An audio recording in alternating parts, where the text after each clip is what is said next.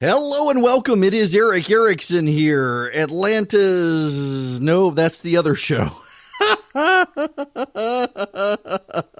Oh my goodness gracious. It's just, I'm sorry. It's one of those things. I am texting like 3 or 4 different people as the show starts. I wasn't paying attention to the clock. I'm confused. I'm confused because we have breaking news. It is Eric Erickson here. This is the Eric Erickson Show. If you would like to be a part of the program, 877-97-ERIC. That's 877-973-7425. Through the hiccups into the breaking news, Gordon Sondland, the U.S. ambassador to the European Union, is now being prohibited by the White House from testifying today.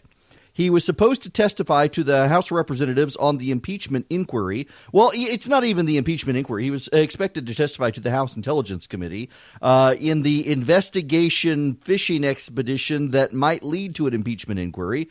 And the White House this morning said no, not allowed to do it. Now, this is actually... Listen, I want to put off the impeachment stuff until later because I feel like I've been talking about it every morning at 9, and I don't want to do that. The impeachment inquiry stuff, we can push it, but this is breaking news. And what's so funny here is, do you know the complaint from members of Congress? Bipartisan complaining from members of Congress. Bipartisan complaining. It is that they all came back. Republicans and Democrats alike came back for this hearing. And the president waited until they were all there. They came back early. They weren't scheduled to come back to Washington until today.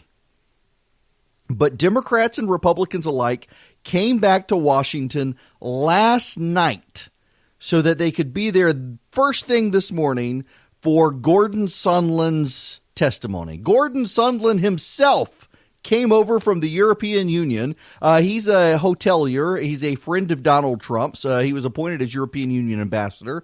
The European Union ambassador is always a big donor. The Obama administration did it. The Bush administration, the Clinton administration. It's always been a fancy, prestigious pick, kind of like the London ambassador and the British ambassador and the French ambassador. They live in palaces and they are super rich donors of presidents. And that's who they pick. Well, Gordon Sondland won't be testifying now. His lawyers say he can't do it. He can't do it because the White House has said they're not going to cooperate with the Democrats on this. The Democrats are saying that this will be part of obstruction of justice. But, you know, there is legitimacy to the president not allowing his ambassador to testify. What I mean by that is that the president of the United States gives advice to and receives advice from his ambassadors, and he is allowed executive privilege.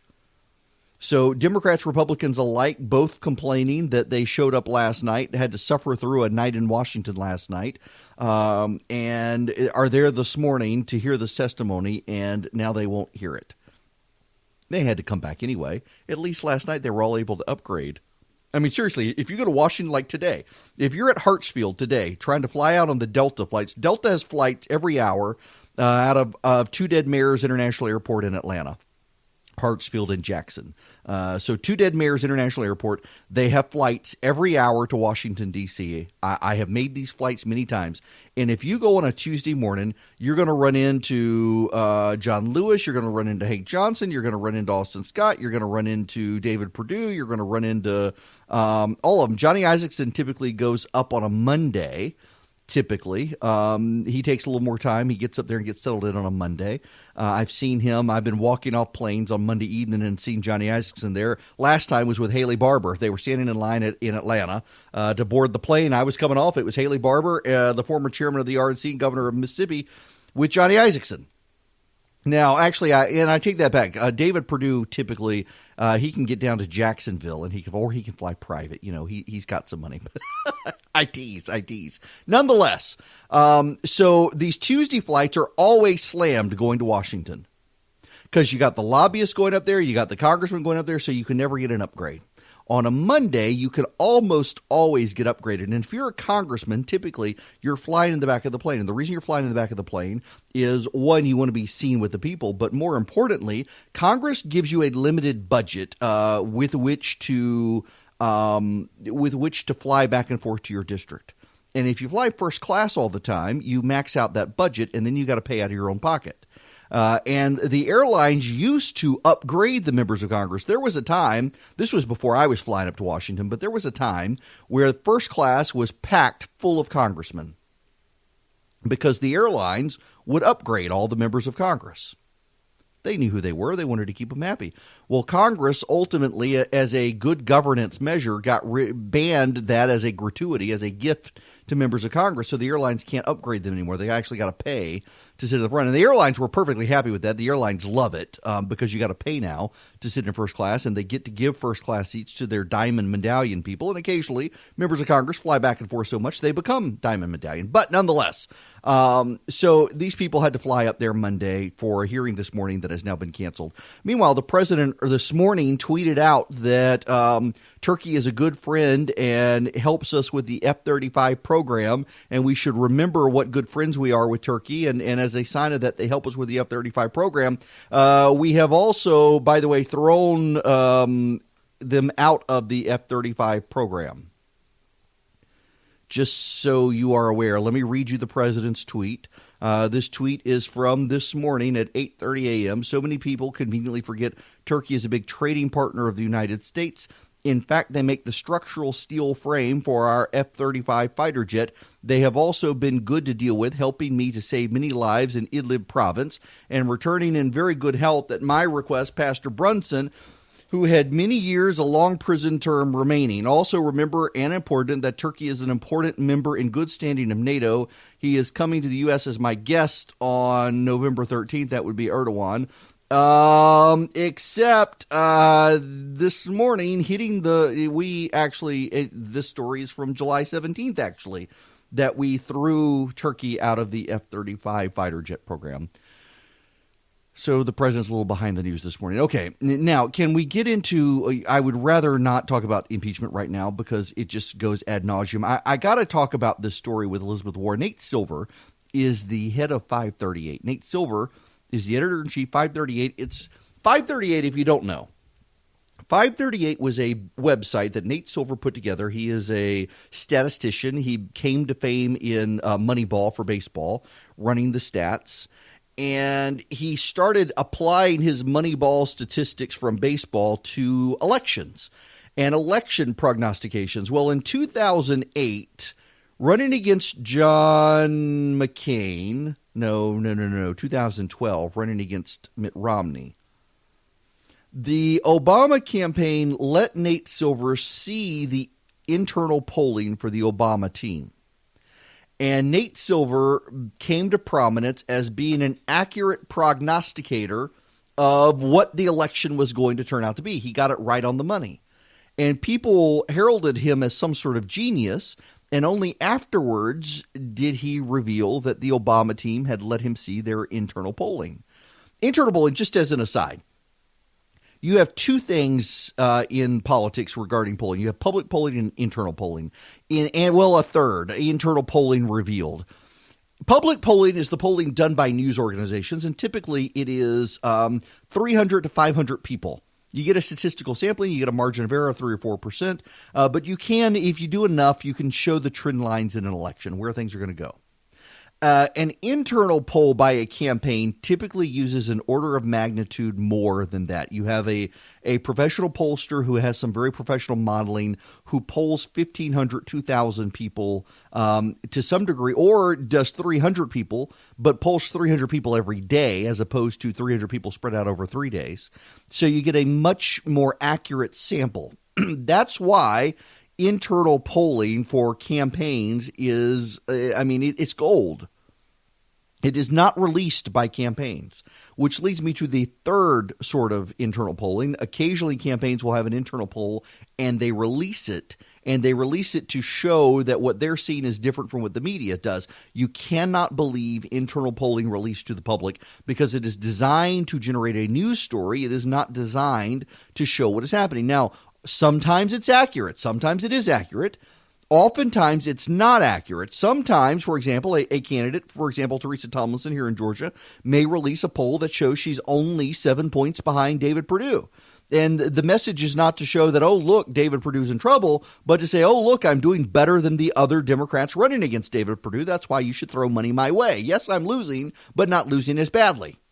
I don't know if she did it. I seem to recall she did it, but I don't know. Anyway, so you have public polling, you have internal polling, and you have internal polling made public. Never believe internal polling made public. The public polling from newsrooms actually is not that bad. I realize as a conservative, as a Republican, I'm supposed to say it's terrible. I was in this business for a while running campaigns. I did campaign management, campaign consultant. I helped shape polls. By and large, polling is good, but it needs to be candidate polling. Public opinion polling based on public policy is always terrible. Never believe public opinion polling based on public policy unless you have literally decades of research behind it. So, for example, we know that most Americans are pro-life because we have 40 years of polling from Gallup on this question, and it is widely believed and considered by both sides that their question is objectively fair. Do you consider yourself pro-life or pro-choice? They use the terminology that both sides use, pro-life and pro-choice. Everyone agrees. Not one of them is not are you anti-abortion or pro-abortion? Nobody wants to consider themselves either label. And they've done this for about 40 years, and you can track the polling and see it's pretty good. When you ask people, for example, do you support gun control? Majority of Americans will say they support gun control. Well, what is gun control? It's when you ask, do you support universal background checks? Yes. Okay. Do you support a father having to run a background check on his son if he wants to give his gun or sell his gun to his son? No, most Americans don't support that. Well, a majority of Americans support universal background checks. That's part of universal background checks. See? Public opinion polling, you can shape it however you want to shape it. When you focus on candidates, do you support Elizabeth Warren or Joe Biden or Donald Trump? That's much more precise. So Nate Silver, what a segue in polling. Nate Silver, who did all of this, has put up a tweet. I don't know. This is a particularly serious scandal for Elizabeth Warren. Maybe it's something that just requires a clear explanation from her campaign. But it's interesting that it's circulating on both conservative Twitter and Bernie Twitter, but getting almost no mainstream pickup. What could he be talking about? Well, there is a story out that Elizabeth Warren has been telling a fable, yet again, on the campaign trail. Elizabeth Warren has claimed that she was fired for being pregnant by a school board in Riverdale, New Jersey. Well, it turns out the Riverdale Board of Education approved a second-year teaching contract for Elizabeth Warren, contradicting her claims that she was asked not to return to teaching after a single year because she was visibly pregnant. Minutes obtained from an April 21st, 1971 Riverdale Board of Education meeting obtained by the Washington Free Beacon show the board voted unanimously on a motion to extend Warren a second-year contract for a 2 days per week teaching job. That job is similar to the one she held the previous year, her first year of teaching. Minutes from a board meeting held 2 months earlier on June 16, 1971, indicate that Warren's resignation was accepted with regret. Warren's claim that she was dismissed after her first year of teaching because she was pregnant has become a cornerstone of her campaign speeches. She has used it to both explain her jump from teaching into the legal world, as well as to showcase the difficulties women face in the workplace. The principal of the school she worked at in the 1970s, Warren had said, showed her the door at the end of the school year because she was visibly pregnant. Warren's campaign did not respond for comment to the Board of Education records. The documents emerge at a time Warren has surged. Ahead of the fourth Democratic debate next week, the Massachusetts senator is running neck and neck with Vice President Joe Biden. The Real Clear Politics polling average shows her trailing Biden by just 0.3% nationally and leading him by 2.7% in Iowa. Well, here we go. Her claims came under scrutiny from journalist Megan Day of a left-wing magazine, who noted that Warren's story appeared to have changed over the year. In a 2007 interview Warren gave at the University of California, Berkeley, she suggested she left her teaching job after realizing that graduate school classes required her to obtain a teaching certificate, and they weren't going to work out for her. In her book, A Fighting Chance, she claims that the two weren't necessarily incompatible. By the end of the school year, I was pretty obviously pregnant. The principal did what I think a lot of principals did back then, wished me luck, didn't ask me back the next school year, and hired someone else for the job. She worked as a speech pathologist. The board education minutes show a part-time contract for her the first year of teaching received unanimous approval. And then she got the second year approval. So here's the thing. Elizabeth Warren has lied about her ethnic identity, and she has clearly now lied about this. I'm old enough to remember when the media told us that Donald Trump's lying about random things in his bio were signs of trouble. Here is Elizabeth Warren lying about her ethnicity and lying about being fired while pregnant. And the media is not even covering the story outside of a conservative publication like the Washington Free Beacon and Fox News. This is one reason so many people will not believe anything the media says about impeachment.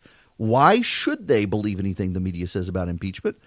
Because they're willing to do air cover for all these Democrats. It is Eric Erickson here. Welcome back. Okay, so Elizabeth Warren making up her biography. Well, in other Democratic news, Joe Biden still doesn't want to talk about poor little Hunter. Cannot bring himself. I want to circle back to some audio I played yesterday. The Democrats in defense mode on this, but there's a story there. Let me first play this Cory Booker audio. And it's my job to ask questions, so I'm going to ask you another one that you may not want to answer, but are questions about Hunter Biden fair?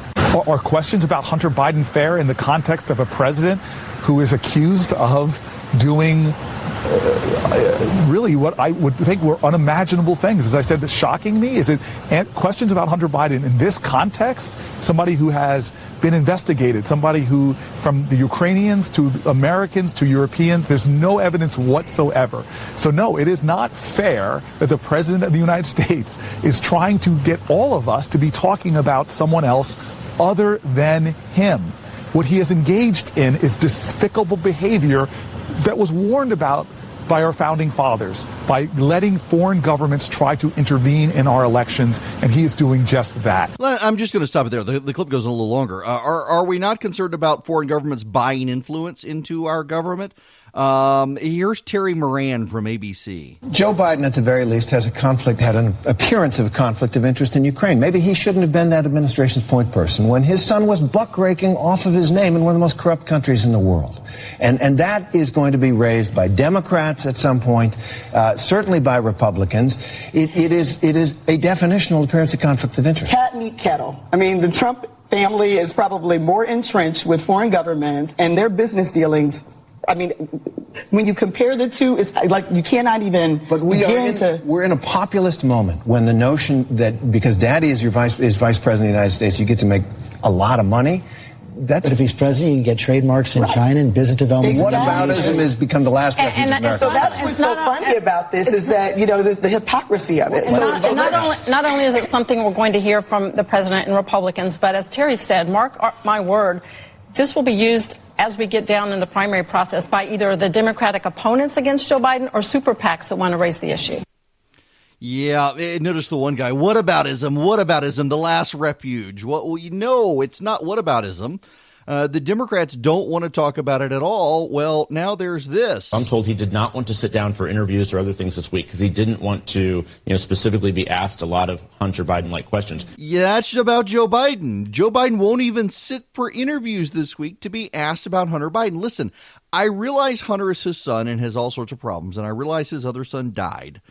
But still, he had to have known this was going to be an issue. He had to have known this was going to be an issue. And he didn't know. He can't come up with a response. He's been given ample opportunity to come up with a response and has declined to do so. How is the Biden team this bad? And this isn't just Biden. This is his team. How is it this bad? Pretty bad, actually. Pretty bad. And they need to come up with answers. They're not going to, and that's why Elizabeth Warren probably is going to be the Democratic nominee now. So while this China situation continues to blow up with the NBA and what happened there, Daryl Morey, the general manager of the Houston Rockets, basically just tweeted out, stand with Hong Kong, and that blew up. Joe Tsai, who's the co-founder of Alibaba, he's commie Chinese, now owns the Nets. He's blasted Daryl Morey and defended China. James Harden from the Houston Rockets has come out and apologized to China. The NBA bending over backwards. Andrew Silver released a very tepid "We support free speech" defense of Daryl Morey, the general manager for the Houston Rockets, and China's now blowing up Andrew Silver for his tepid response. They say from the Chinese propaganda network, we are strongly dissatisfied and we oppose Silver's claim to support Morey's right of free expression. We believe that any speech that challenges national sovereignty and social stability is not within the scope of freedom of speech. Of course, that is precisely what is within the freedom of speech. Crazy. In any event, it's the Eric Erickson Show here. If you want to be a part of the program, 877-97-ERIC, E-R-I-C-K, 877-973-7425. Here's, listen to this discussion on CNN, where even on CNN, they're beside themselves, just shocked over this situation. China responds, demanding a quote-unquote correction. And the NBA gives it, essentially. I mean, let me read part of the NBA statement saying, we recognize that the views expressed by Houston Rockets general manager Daryl Morey have deeply offended many of our friends and fans in China, which is regrettable. I mean, this may be about offending in part. This may be about basketball in part. This is about money, but this is about freedom.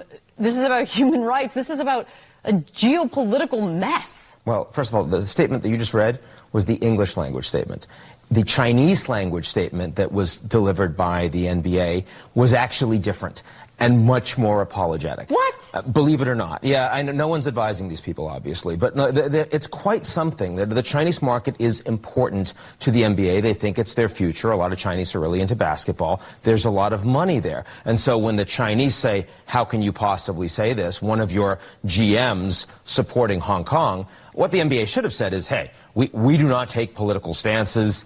What he says stands for itself. I actually heard about this originally. I was talking to my friend Enes Kanter, who is the Celtics center, right, but is strongly anti-Erdogan in Turkey and has been very public about that because they've imprisoned his father. But the NBA supported him. The NBA has never had a problem with him making political statements, and he's Enes. I mean, the NBA isn't going to say we as a league don't like Erdogan, but they're not trying to muzzle their player. There is only one difference here, and the difference is Chinese cash.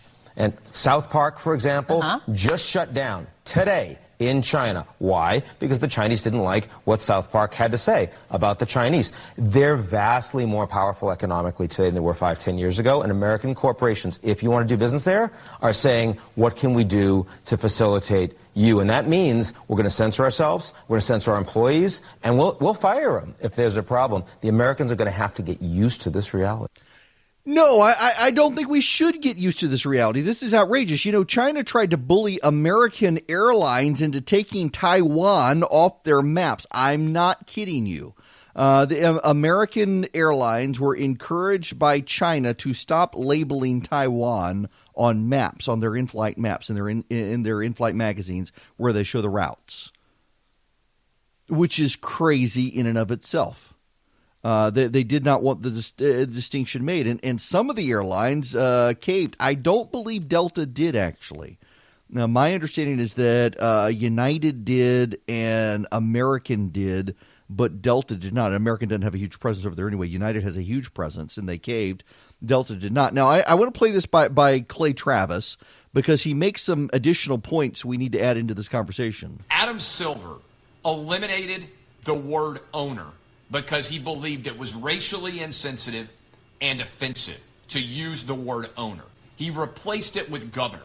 So the commissioner of the NBA is more offended by the use of the word owner in the United States of America than he is by being forced to apologize to a communist country with oodles of human rights violations because an American citizen had the gall to say he supported democracy, as if that were not bad enough. The NBA set the precedent a couple of years ago when they pulled their All-Star game out of Charlotte, North Carolina over a transgender bathroom bill debate. Now, the NBA got woke here for no reason. Charlotte, North Carolina didn't do anything wrong. The state of North Carolina hadn't done anything wrong. Yet the NBA pulled their All-Star game out of Charlotte, North Carolina. Now they are going to China, to communist China, where people don't have rights, where people don't have basic freedoms, where in Hong Kong people are protesting and standing up for the rights of basic democracy that we take for granted in this country, and not one NBA player, not LeBron James, not any of the Warriors who have been so critical of Donald Trump, not Steph Curry, not Kevin Durant, not one player has actually come out to support Daryl Morey saying, hey, democracy's a good thing in this world. Not one player. Worst of all, not one coach has either. The minute that they actually can have an impact, do you know what they do? All these players, all these coaches, the commissioner, everybody, Adam Silver, Greg Popovich, Steve Kerr, LeBron James, James Harden, they all turn tail and curl up in the fetal position and let China treat them like a bunch of punks. Yep, that was Clay Travis, the sports commentator, who also pointed out that you know which network has conspicuously not engaged on this issue? ESPN. Now, ESPN is saying, well, I thought you people didn't want us to talk about politics. Well, this is kind of a big sports story. You're not weaving politics into stories like ESPN was doing. This actually is a story. This actually is a thing. And ESPN isn't covering it. Do you know why? ESPN is owned by Disney. And Disney really doesn't want to make the Chinese unhappy right now. Why? Because Disney depends on China to help it get its billion-dollar box offices. This is not a good thing. But it's not just the NBA. Remember, Hollywood changed Top Gun. The Top Gun sequel. The Top Gun sequel was going to be about engagement, military engagement with China. And now it's not. They digitally altered the movie to avoid offending the Chinese. Hollywood is desperate to make money in China. And then there's Apple. Recall, Apple, it makes a bunch of its stuff in China. Bunches of its stuff in China. Apple will never want to anger China or it can't produce its iPhones. That is the reality. And Apple accidentally, stupidly, people close to the company say, deleted an app that was being used by Hong Kong protesters. They have subsequently, after American outrage, they've allowed the app back in. Makes you wonder how secure it is. Remember, Apple also complied with China. And now if you are in China, you have to use iCloud services that are held on a server in China. No one else's is, but if you live in China, all of your iCloud data is backed up to the cloud in China. And the servers are in China, so the Chinese authorities can check the servers. Apple doesn't want to anger them, but then Google doesn't want to anger them either. You know the one big tech company that won't do business in China? Facebook. Because Facebook does not want to kowtow to the Chinese. And then there's Blizzard Entertainment. This is one of the craziest ones I've heard. Blizzard Entertainment is it's a software company. It makes online streaming games. Blizzard Entertainment said it was suspending a player of the online game Hearthstone for a year and was forcing him to forfeit prize money. What was his sin that could get him banned for a year and force him to forfeit prize money. He spoke out in favor of Hong Kong dissidents in a live stream. But that's not the only one. Then there's South Park. South Park released an episode called Banned in China. B-A-N-D. Banned in China. You get it? And they've been shut down now.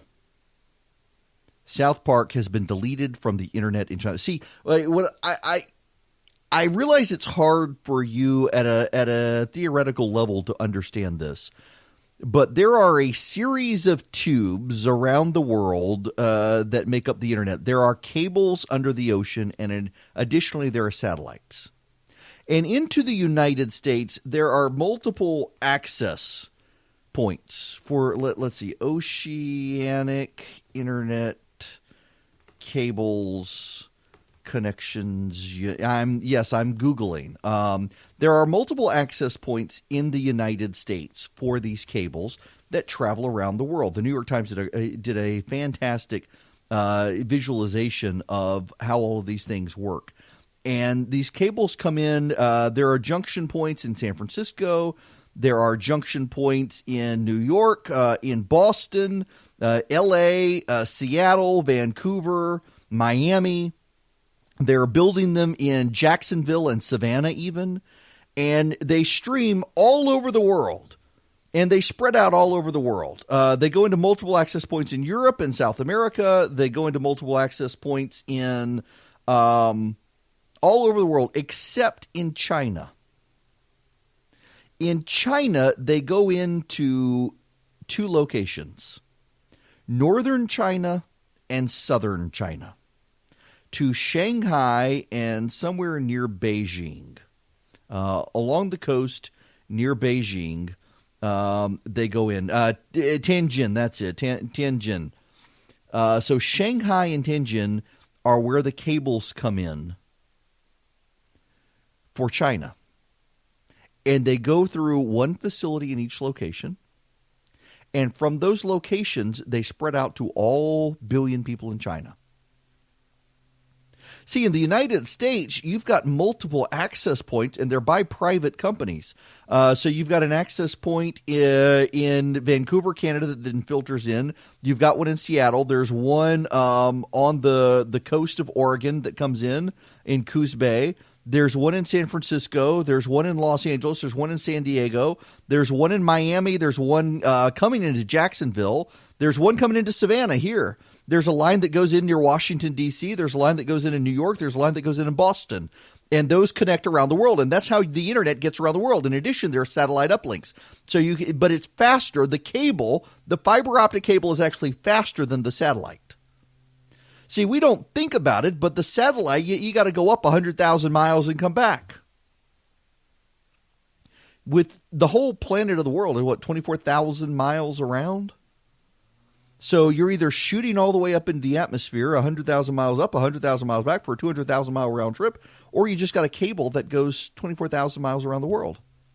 It's a lot quicker with the cables than the satellite. Sometimes you have to use satellite. That is one reason, by the way, that satellite internet companies are slower and have more latency, because they got to go all the way up. People don't realize how far up those satellites are.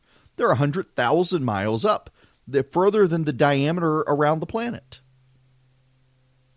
So you got these cables around the world. But to go into China, there are two checkpoints, Tianjin and Shanghai. And they go into facilities run by the government. And the satellite internet uplinks also go into those same facilities. They are controlled by the Chinese Army, the People's Liberation Army, and they control the entire internet in China. There are no other access points to get into China for the internet. And they call it the Great Firewall of China. If you want to use the internet in China and connect to the outside world, you have to go through those facilities. And all of the internet that comes through those facilities is monitored by the Chinese government. Keywords are monitored, algorithms are monitored.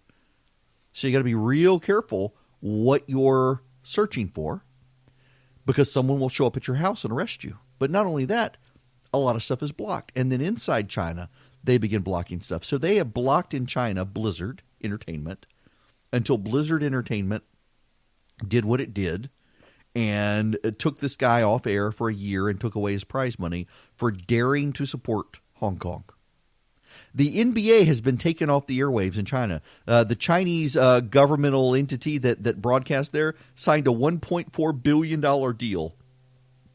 They took the NBA off for a week to punish the NBA for one person daring to speak up. They've punished American Airlines for showing Taiwan on maps. And what is the response? What is the response? The response from these Fortune 500 companies and sports teams has been, we're sorry, China, we're sorry. American corporations kowtowing to China. American corporations showing fealty and loyalty to China, not to the American way of life that has made them successful, not to our constitutional freedoms that have made them successful, but to Chinese money. They are willing to sell out the liberty of others for Chinese money. The NBA is perfectly willing to lecture you and me about transgender bathroom bans in North Carolina. They are perfectly willing to lecture you and me about gun control. But they won't even let a single employee of a single basketball team send out a single tweet in support of the people of Hong Kong because they do not want to offend Chinese communists. Keep that in perspective. Just in case you're wondering, if you're in the Jasper area, you're in Cartersville, Calhoun, you're in Rome, Dalton, heck, even over in Clarksville and in Blairsville and Blue Ridge, just so you know, the sky is not crying. That's called rain. I know it's something you haven't seen before, but that's called rain. It is scattered showers throughout North Georgia right now. If you're above I-20, you got scattered showers. It's actually a line that runs from basically Carroll County all the way up towards Young Harris and into North Carolina. I'm in Macon. I can't remember the last time we saw rain. I have no idea. I had to turn on my sprinkler system the other day because I thought I was like stepping on something, wrapper or something. No, it was the grass. The grass was just that crunchy. I am looking outside the window of my studio right now. I don't see clouds. It would really be nice. We are in drought conditions across the state of Georgia. It would be really, really nice if we had rain. We're supposed to get rain, I think, at some point this year, sometime, maybe. I don't know. Speaking of climate change, we got climate protesters in Britain, and they are calling themselves Extinction protesters. Extinction protesters. And they are blocking hospitals. Extinction Rebellion. They're blocking hospitals and roads and public services. If you want to go to the hospital, I wish I was making this up. I was telling my wife about this. She thought I was kidding. I'm not. There's actually an article in the London Telegraph about this. They're blocking people from going to the hospital, and they will give you permission of whether or not you are able to get there. And if they think you're not worth saving, you may not get to the hospital. They may keep you from getting to the hospital. If you're old, they may have decided you've breathed enough carbon, it's time to put you in the ground, and they're not letting you go to the hospital. I wish I was making this up. These are Extinction Rebellion is what they're calling it. And shut down every single road going into Westminster. Now, there's a major hospital, isn't there, on Westminster Bridge? Are you worried about how it could impact patients or families trying to visit, their loved ones? Well, I think it's about this understanding of the wider perspective. We have people on the bridges who can have conversations with people who are trying to get there, and there's potential of, if people really, really need to get there, about letting them through possibly in that conversation. If they really, really need to get through, we'll have a conversation about letting them get through. Wow. By the way, looks like that Brexit, the Brexit deal is off. This is happening actually right now. Moments ago, Angela Merkel, the German chancellor, has apparently blocked the Brexit plan. The reason being is because they are insisting that Northern Ireland stay in the EU. How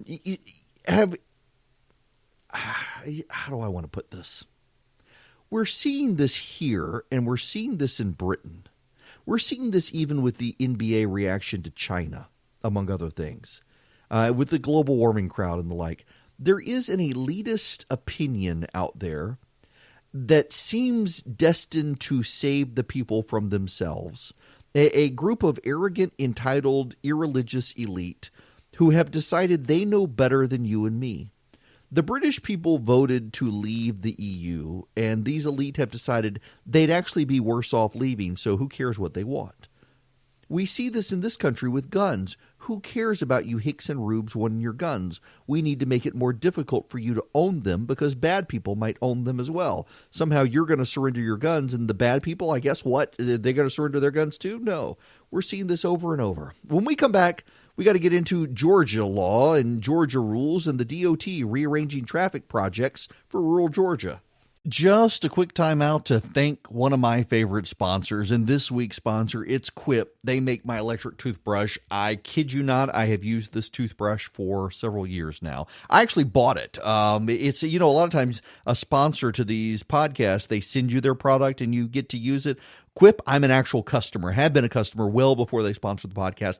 I love it because I've tried the really expensive, you can get a $99 or more expensive fancy electric battery-powered toothbrush, and they're terribly made, and they're not any better than the Quip. The Quip is only $25, and it cleans your teeth. Not only that, it pulses every 30 seconds, so you know when to change the position in your mouth. You get a new brush head every 3 months, so and the brush heads are reasonably priced.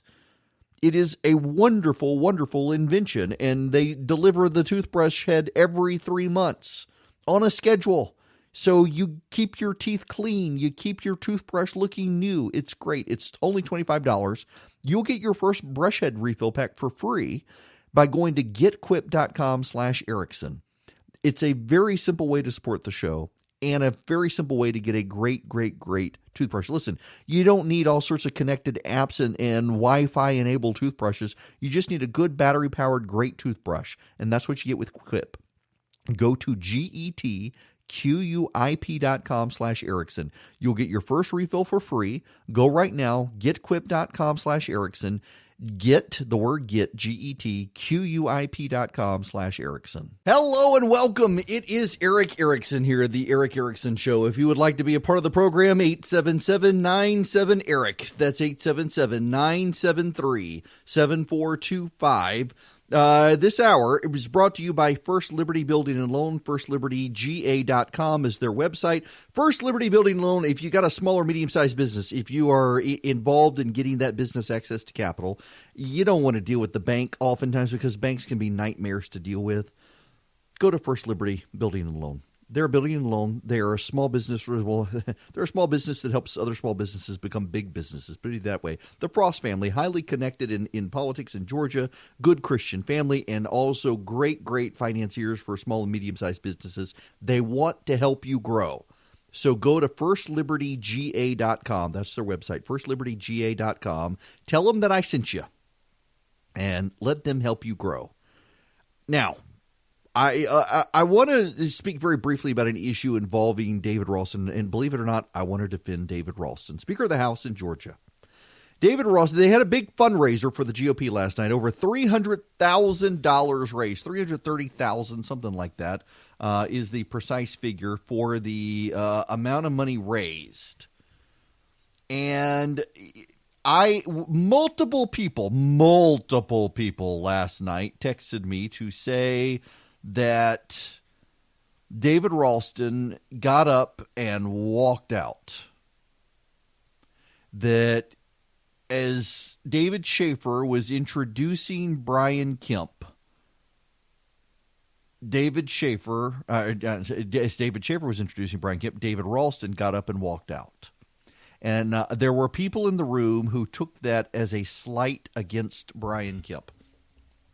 I would like to defend the Speaker of the House, and rare is it that I do this.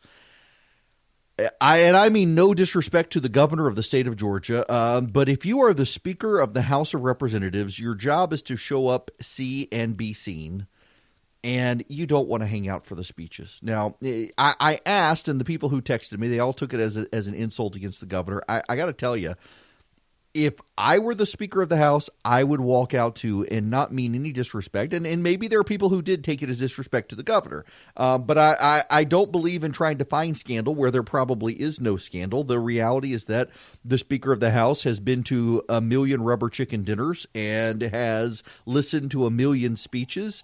And there's no reason for him to stay and listen to the speeches. He's not speaking. He was there as a show of support, a show of party unity, and he left. I have no problem with that at all. None. I think that there's no reason to bash the speaker for getting up and leaving. There were 550 people present. The governor, the lieutenant governor wasn't there. The Speaker of the House, the Attorney General, a bunch of others. They raised $360,000. They still need money. This is something that people haven't paid attention to. The GOP in Georgia under David Schafer is doing better on the fundraising front, but it still needs a lot of money. Past GOP chairs mismanaged the office. There was a discrimination lawsuit filed that had to be settled. The accusations were horrific, and people in the know said that they were legit. That had to be settled. That left the coffers dry, and the GOP has institutionally, historically in Georgia, given the dynamics when the Democrats were in charge of the state, the GOP was kind of left in the wilderness, and each candidate fundraised for himself. And that mentality has been pervasive in the GOP in Georgia for a number of years, and they have not really dedicated themselves to building up the coffers of the state Republican Party. When you look at some other parties in some other states, in Louisiana or in Texas or even in Mississippi, in the South, you have Republican Party coffers that are plush, filled. The Florida GOP, great example. Got a lot of money in the Florida GOP. The Georgia GOP has individual candidates who have a lot of money, but the party itself does not. For lawsuits and mismanagement and institutional corruption, for lack of a better phrase, that David Schafer has done a very good job cleaning up. In the past, if you got elected Georgia GOP chair, you could be sure that your favorite consultants were going to get lots of contracts and lots of money from the Georgia GOP, sometimes spending too much money. Those days are gone. David Schafer cleaning up that. I told people all along the reason I supported David Schafer as chair of the Georgia Republican Party is because David Schafer was born for this job. He lost the lieutenant governor's race to Jeff Duncan. David Schafer was born to be the chairman of the GOP in Georgia. He had been the executive director. He knows how to run the organization. He knows grassroots. He knows on the ground fundraising. He knows boots on the ground operations. Now, all stuff that we could have been benefited by in 2018 that we did not have, in large part not because of the immediate previous chair, who was essentially in a holding pattern trying to find someone who wanted to do the job, but because the prior chairs prior to him, what was it? Now I forget his name. Nice guy. John, not McLaughlin. Prior chairs had spent way too much money, and they were there to prop up governors. Sonny Perdue put in his chair. Nathan Deal put in his chair. They were all designed to prop up the governors, not necessarily the state parties. We finally have a chair who is there to prop up the whole party of the whole state, and that's a good thing. And I don't fault David Ralston for sitting there last night and deciding it was time to go home. He's old. It was late. He's heard these speeches before. There's no reason to stay. Now, that is way more than you wanted to know, but you need to know one more thing. The Georgia GOP is changing delegate rules to help the president. I don't necessarily think this is as problematic as some people think. Typically you can have runoff, you can have primaries in states, and some states have gotten rid of the primary for president on the Republican side. The reason they have done so is because they don't want the president challenged. You got Mark Sanford out there. You've got John Kasich hinting that he's going to be out there. You've got Bill Weld out there. Who's that idiot? Who's the idiot that's running the mini Trump who now hates Trump? Joe Walsh. Joe, thank you. Yes, Joe Walsh. Joe Walsh is running. Thank you. And Georgia GOP is not afraid of having a primary for Donald Trump, but they are changing it to winner take all. In the past, they would divide up the delegates of the candidates, and whoever got the most whoever got the most votes in Georgia would win the most delegates, but the delegates were proportionally assigned based on congressional districts and statewide. And whoever got the most would get the statewide, but then the congressional districts would be divided up among the candidates based on who got what. Marco Rubio got delegates in Georgia in 2016 because while Donald Trump won the state, Marco Rubio won the metro Atlanta area. Any county connected to Fulton County and Fulton County, Marco Rubio won. That, by the way, has always been one of the big red flags that Donald Trump was more vulnerable in Georgia than people realize. And in the run-up to 2018, I got blasted by a lot of people for pointing this out. But even Republicans in Georgia in the metro core and the suburban core didn't like Donald Trump then. They all went for Marco Rubio. So Rubio got delegates in 2016 in Georgia, and under the new rules change, it's winner take all, and Rubio would have gotten no delegates. So Mark Sanford and Bill Weld and Joe Walsh and maybe John Kasich, if he runs, can all come to Georgia. They can run a campaign against Donald Trump. They will be on the ballot against Donald Trump, but whoever comes in first gets all the delegates. And I assure you, Donald Trump is going to come in first. That reminds me, by the way, Mark Sanford is out. Joe Walsh and Bill Weld and others are taking a very strident tone that they will absolutely under no circumstance do anything to ever help or support Donald Trump and will actively oppose him if they're not the Republican nominee. Mark Sanford taking the different approach here. Are you curious to know what's up with Joe Biden and his son Hunter, and be it Ukraine or China? Of course. I mean, what's going on there is the proverbial swamp. I mean, it's all that irks most normal people about what they don't like about Washington, D.C. The fact that, somebody's son, daughter, relative, friend ends up with a plum assignment or a plum-paying position just because of where dad happens to be is everything that's wrong with Washington, D.C. Now, these other candidates running against Trump say, no, this is just a distraction. Keep it on Trump. Keep it on Trump. Here comes Mark Sanford, who says, no, wait, this actually is a relevant issue.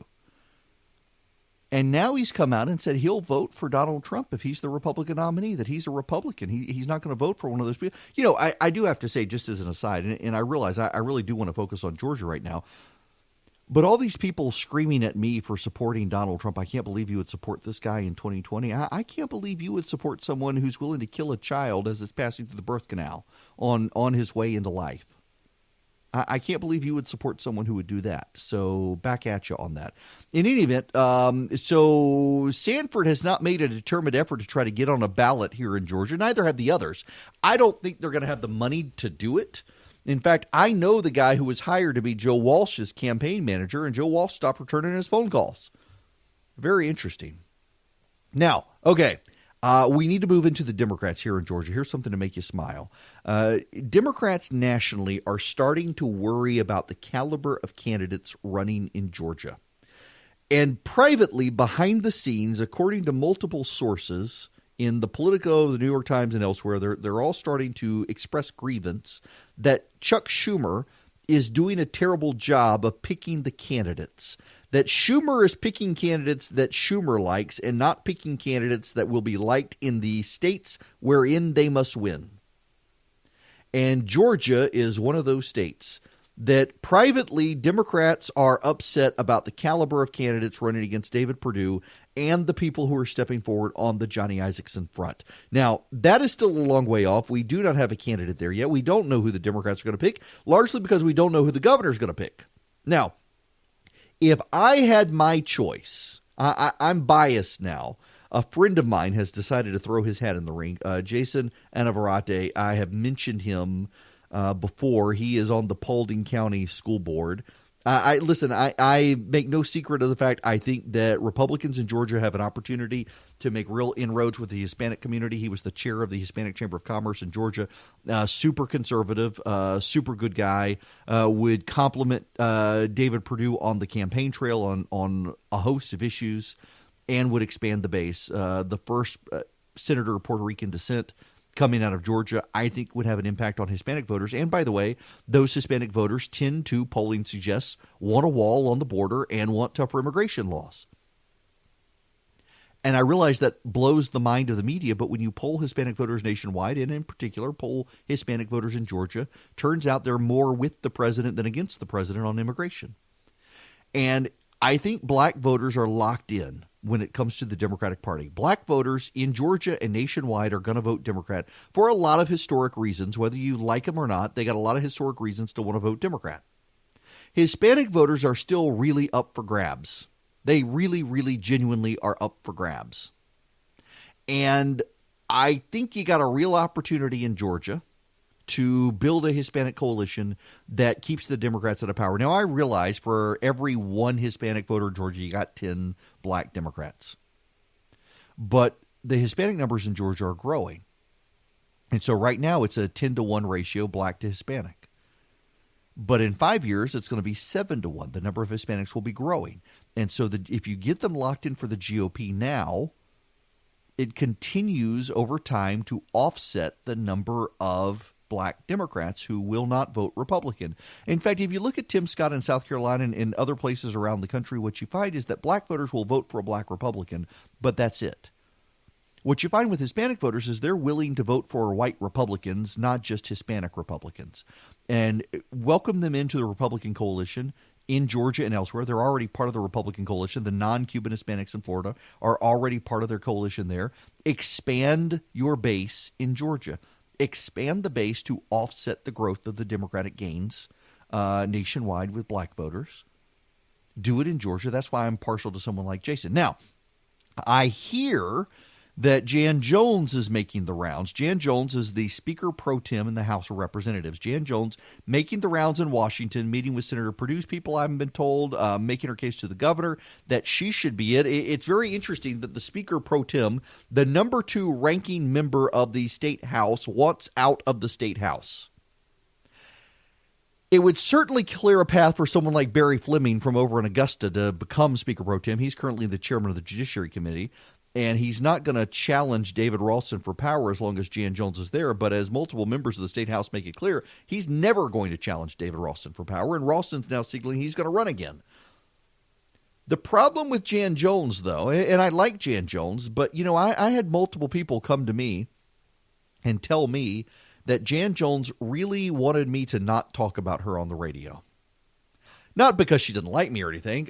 Jan Jones just doesn't want the speaker's anger.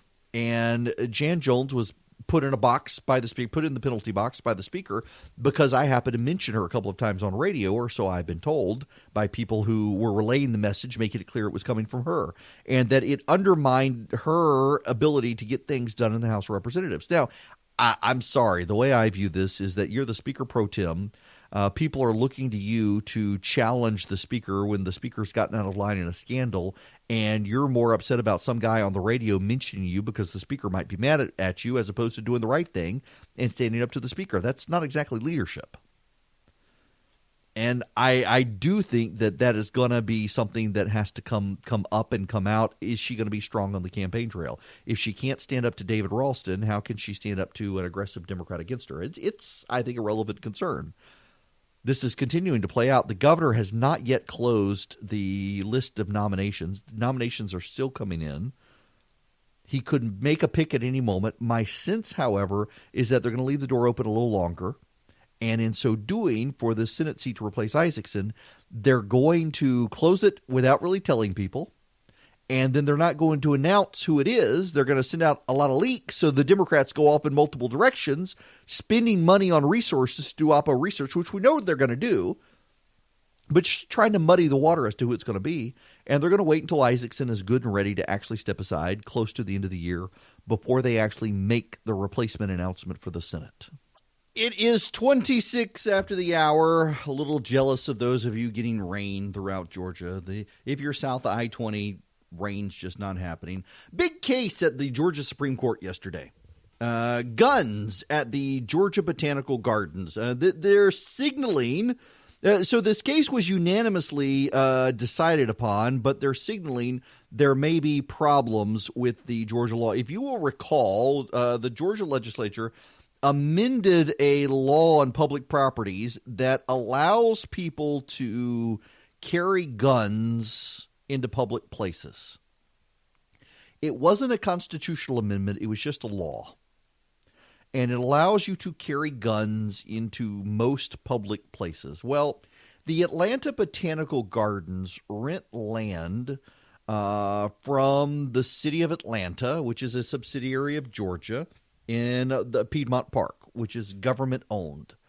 And so according to the law, you should be able to carry a gun there because it's public property. But the Botanical Gardens in Atlanta, which, by the way, if you've never been to the Atlanta Botanical Gardens, wonderful, wonderful place.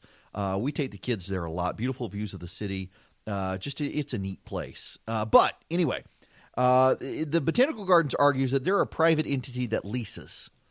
And because they're a private entity that leases, they cannot be denied the prohibition on carrying guns.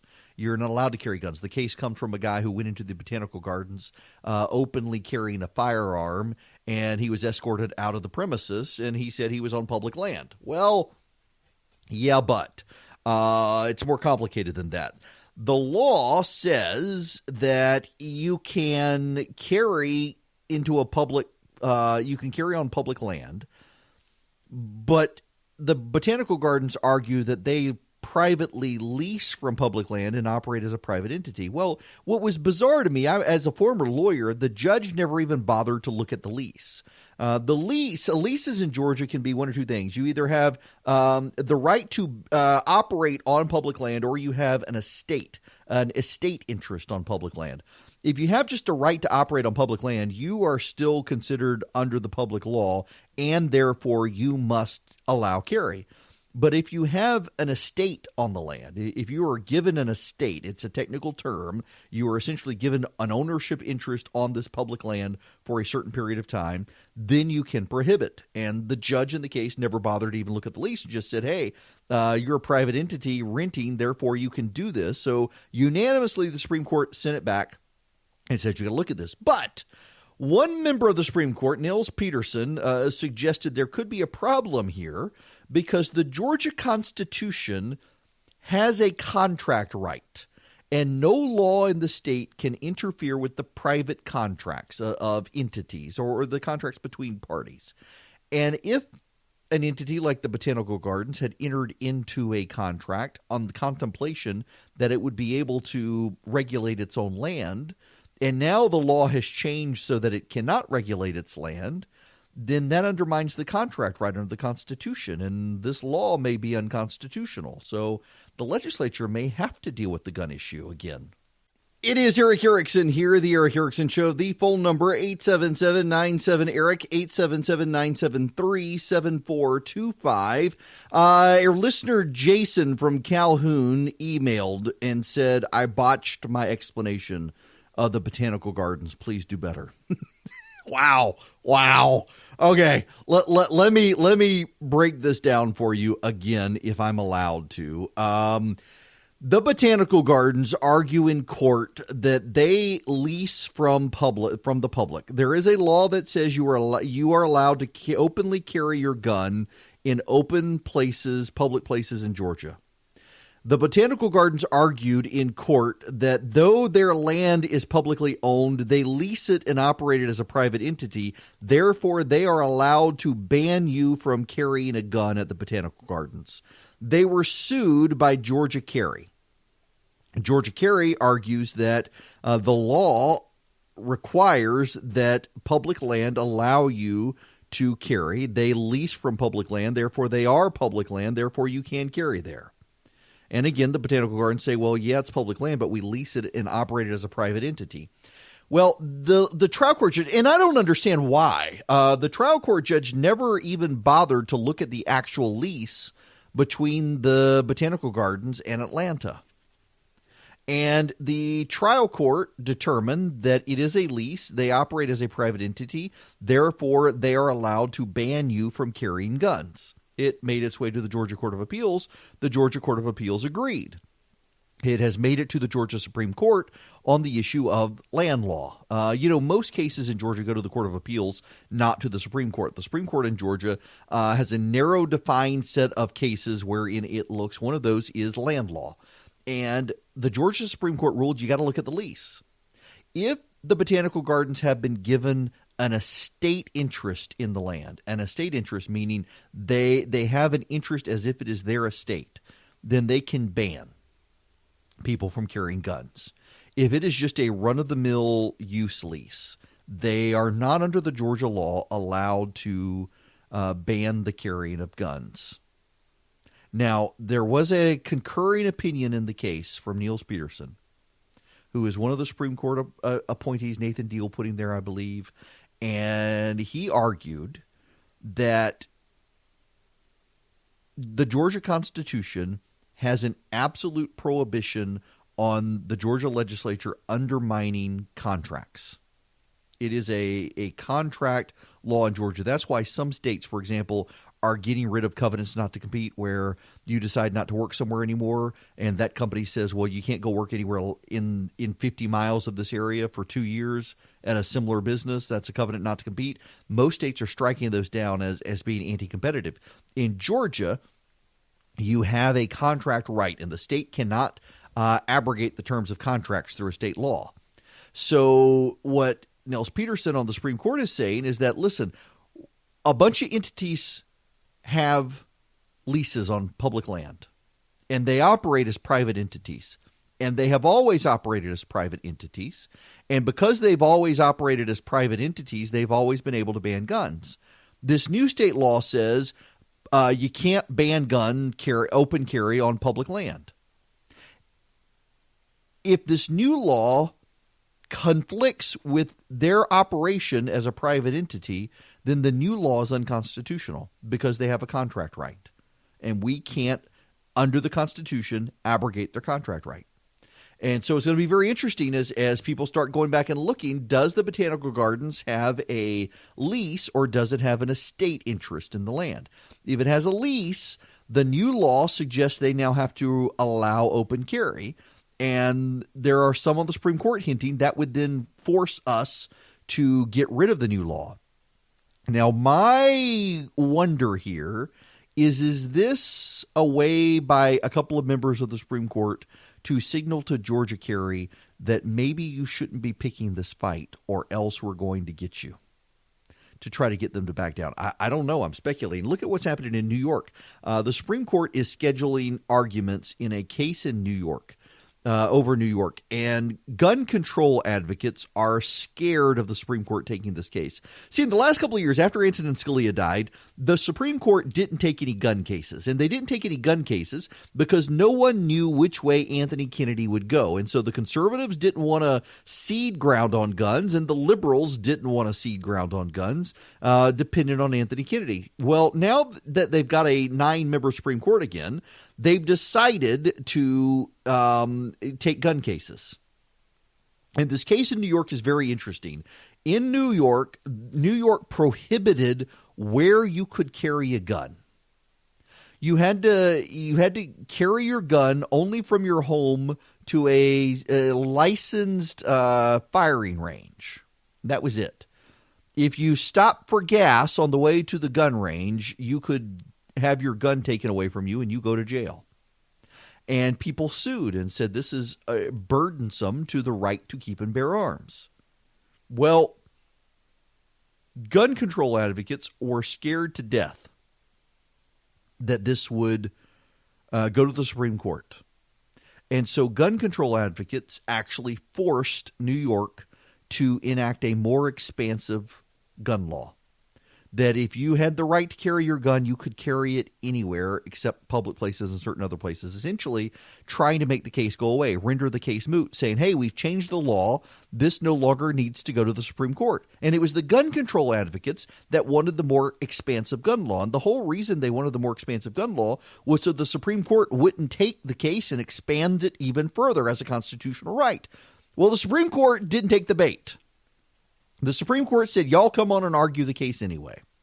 And gun control advocates are beside themselves that the Supreme Court would do this. So we'll see how that case shapes up. Interesting gun cases out there, particularly this one in Georgia. We've also got the case before the Supreme Court being argued today for transgender rights. I believe this one, well, there's one that originates in Georgia. A Jonesboro or Clayton County, somebody was fired for being gay. I believe this is a Georgia case, going to the Supreme Court, arguing that under the federal anti-discrimination laws, homosexuality should be included. The problem here is this. This is a legislative case, and the premise is a legislatively enacted law, a Civil Rights Act, where you cannot be discriminated based on your race, your religion, or your sex. And what this police officer is trying to argue from Georgia, going up to the Supreme Court, is that sexual orientation should be included. Well, the problem is that Congress wrote that law.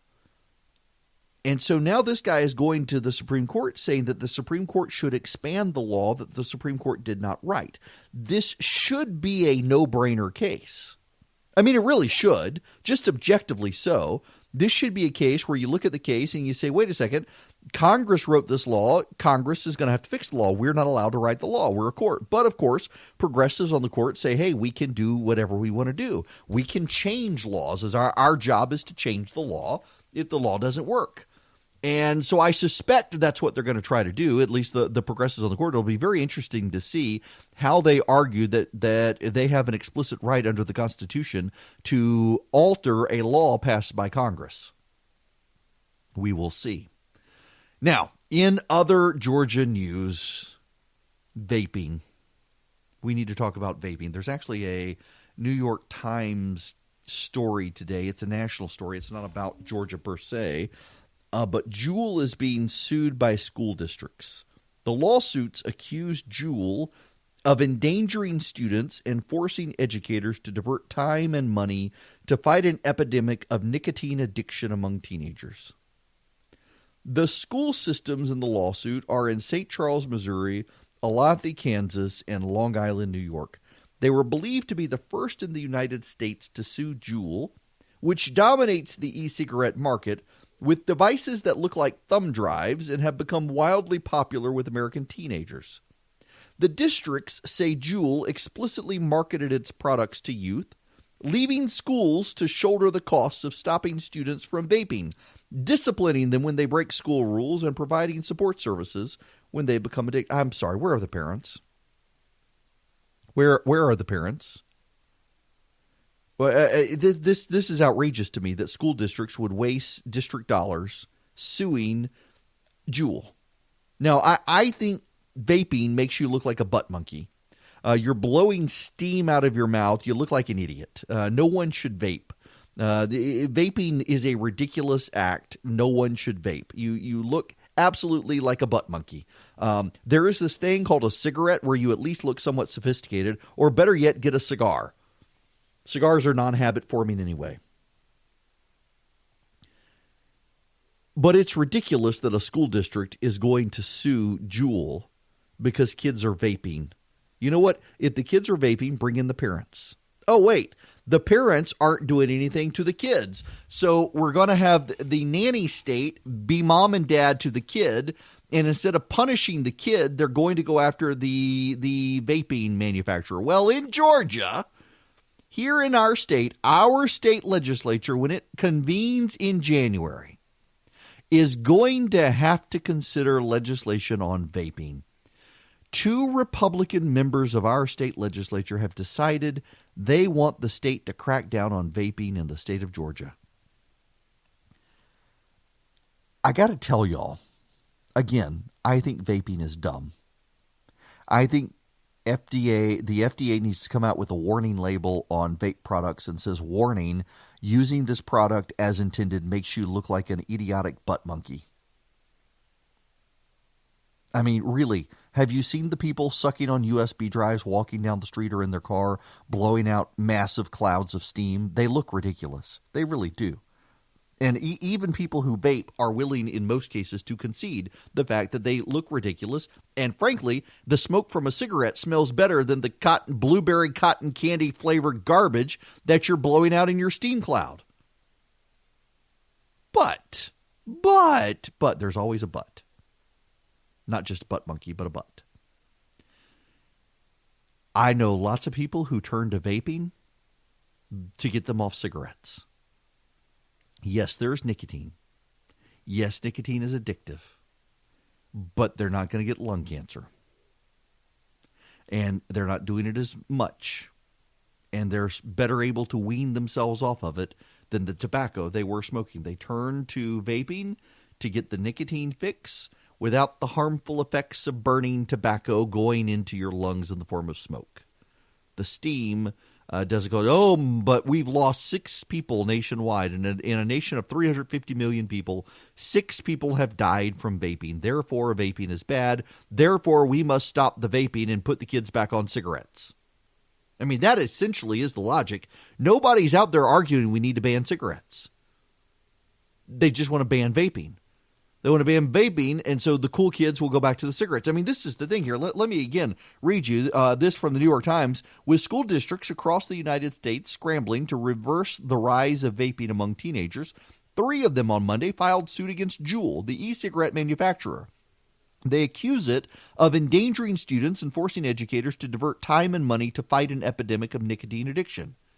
The school systems in St. Charles, Missouri, Olathe, Kansas, and Long Island, New York were believed to be the first in the U.S. to sue Juul, which dominates the e-cigarette market. The districts say Juul explicitly marketed its products to youth, leaving schools to shoulder the cost of stopping students from vaping, disciplining them when they break school rules, and providing support services when they become addicted. As smart as our students are, they don't understand the long-term ramifications of vaping and the amount of addictive chemicals they are dealing with, says John Allison, superintendent of Olathe Public Schools, which serves 30,000 students in a suburb of Kansas City. Where are the parents? I mean, this seems like it should be an issue for the parents if the kids are vaping. Where are the kids getting the money? But here's the other thing. They said the same thing about cigarettes. Nobody's banning cigarettes. The kids who are vaping, they'll go get the cigarettes. Oh, but cigarettes are more expensive, Mr. Erickson. Yeah, okay, cigarettes are more expensive. They'll go get a job. Hey, at least they'll be productive members of the workforce getting lung cancer.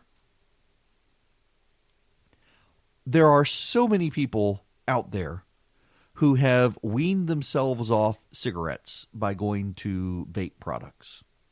And I think they're all ridiculous. Personally, I would rather you smoke a cigarette. You're putting more tax money into the public system, and they don't stink as bad or look as stupid. Yeah, I actually think cigarette smoke is more pleasant than the blueberry cotton candy flavored pineapple watermelon steam cloud that you're exhaling on the interstate.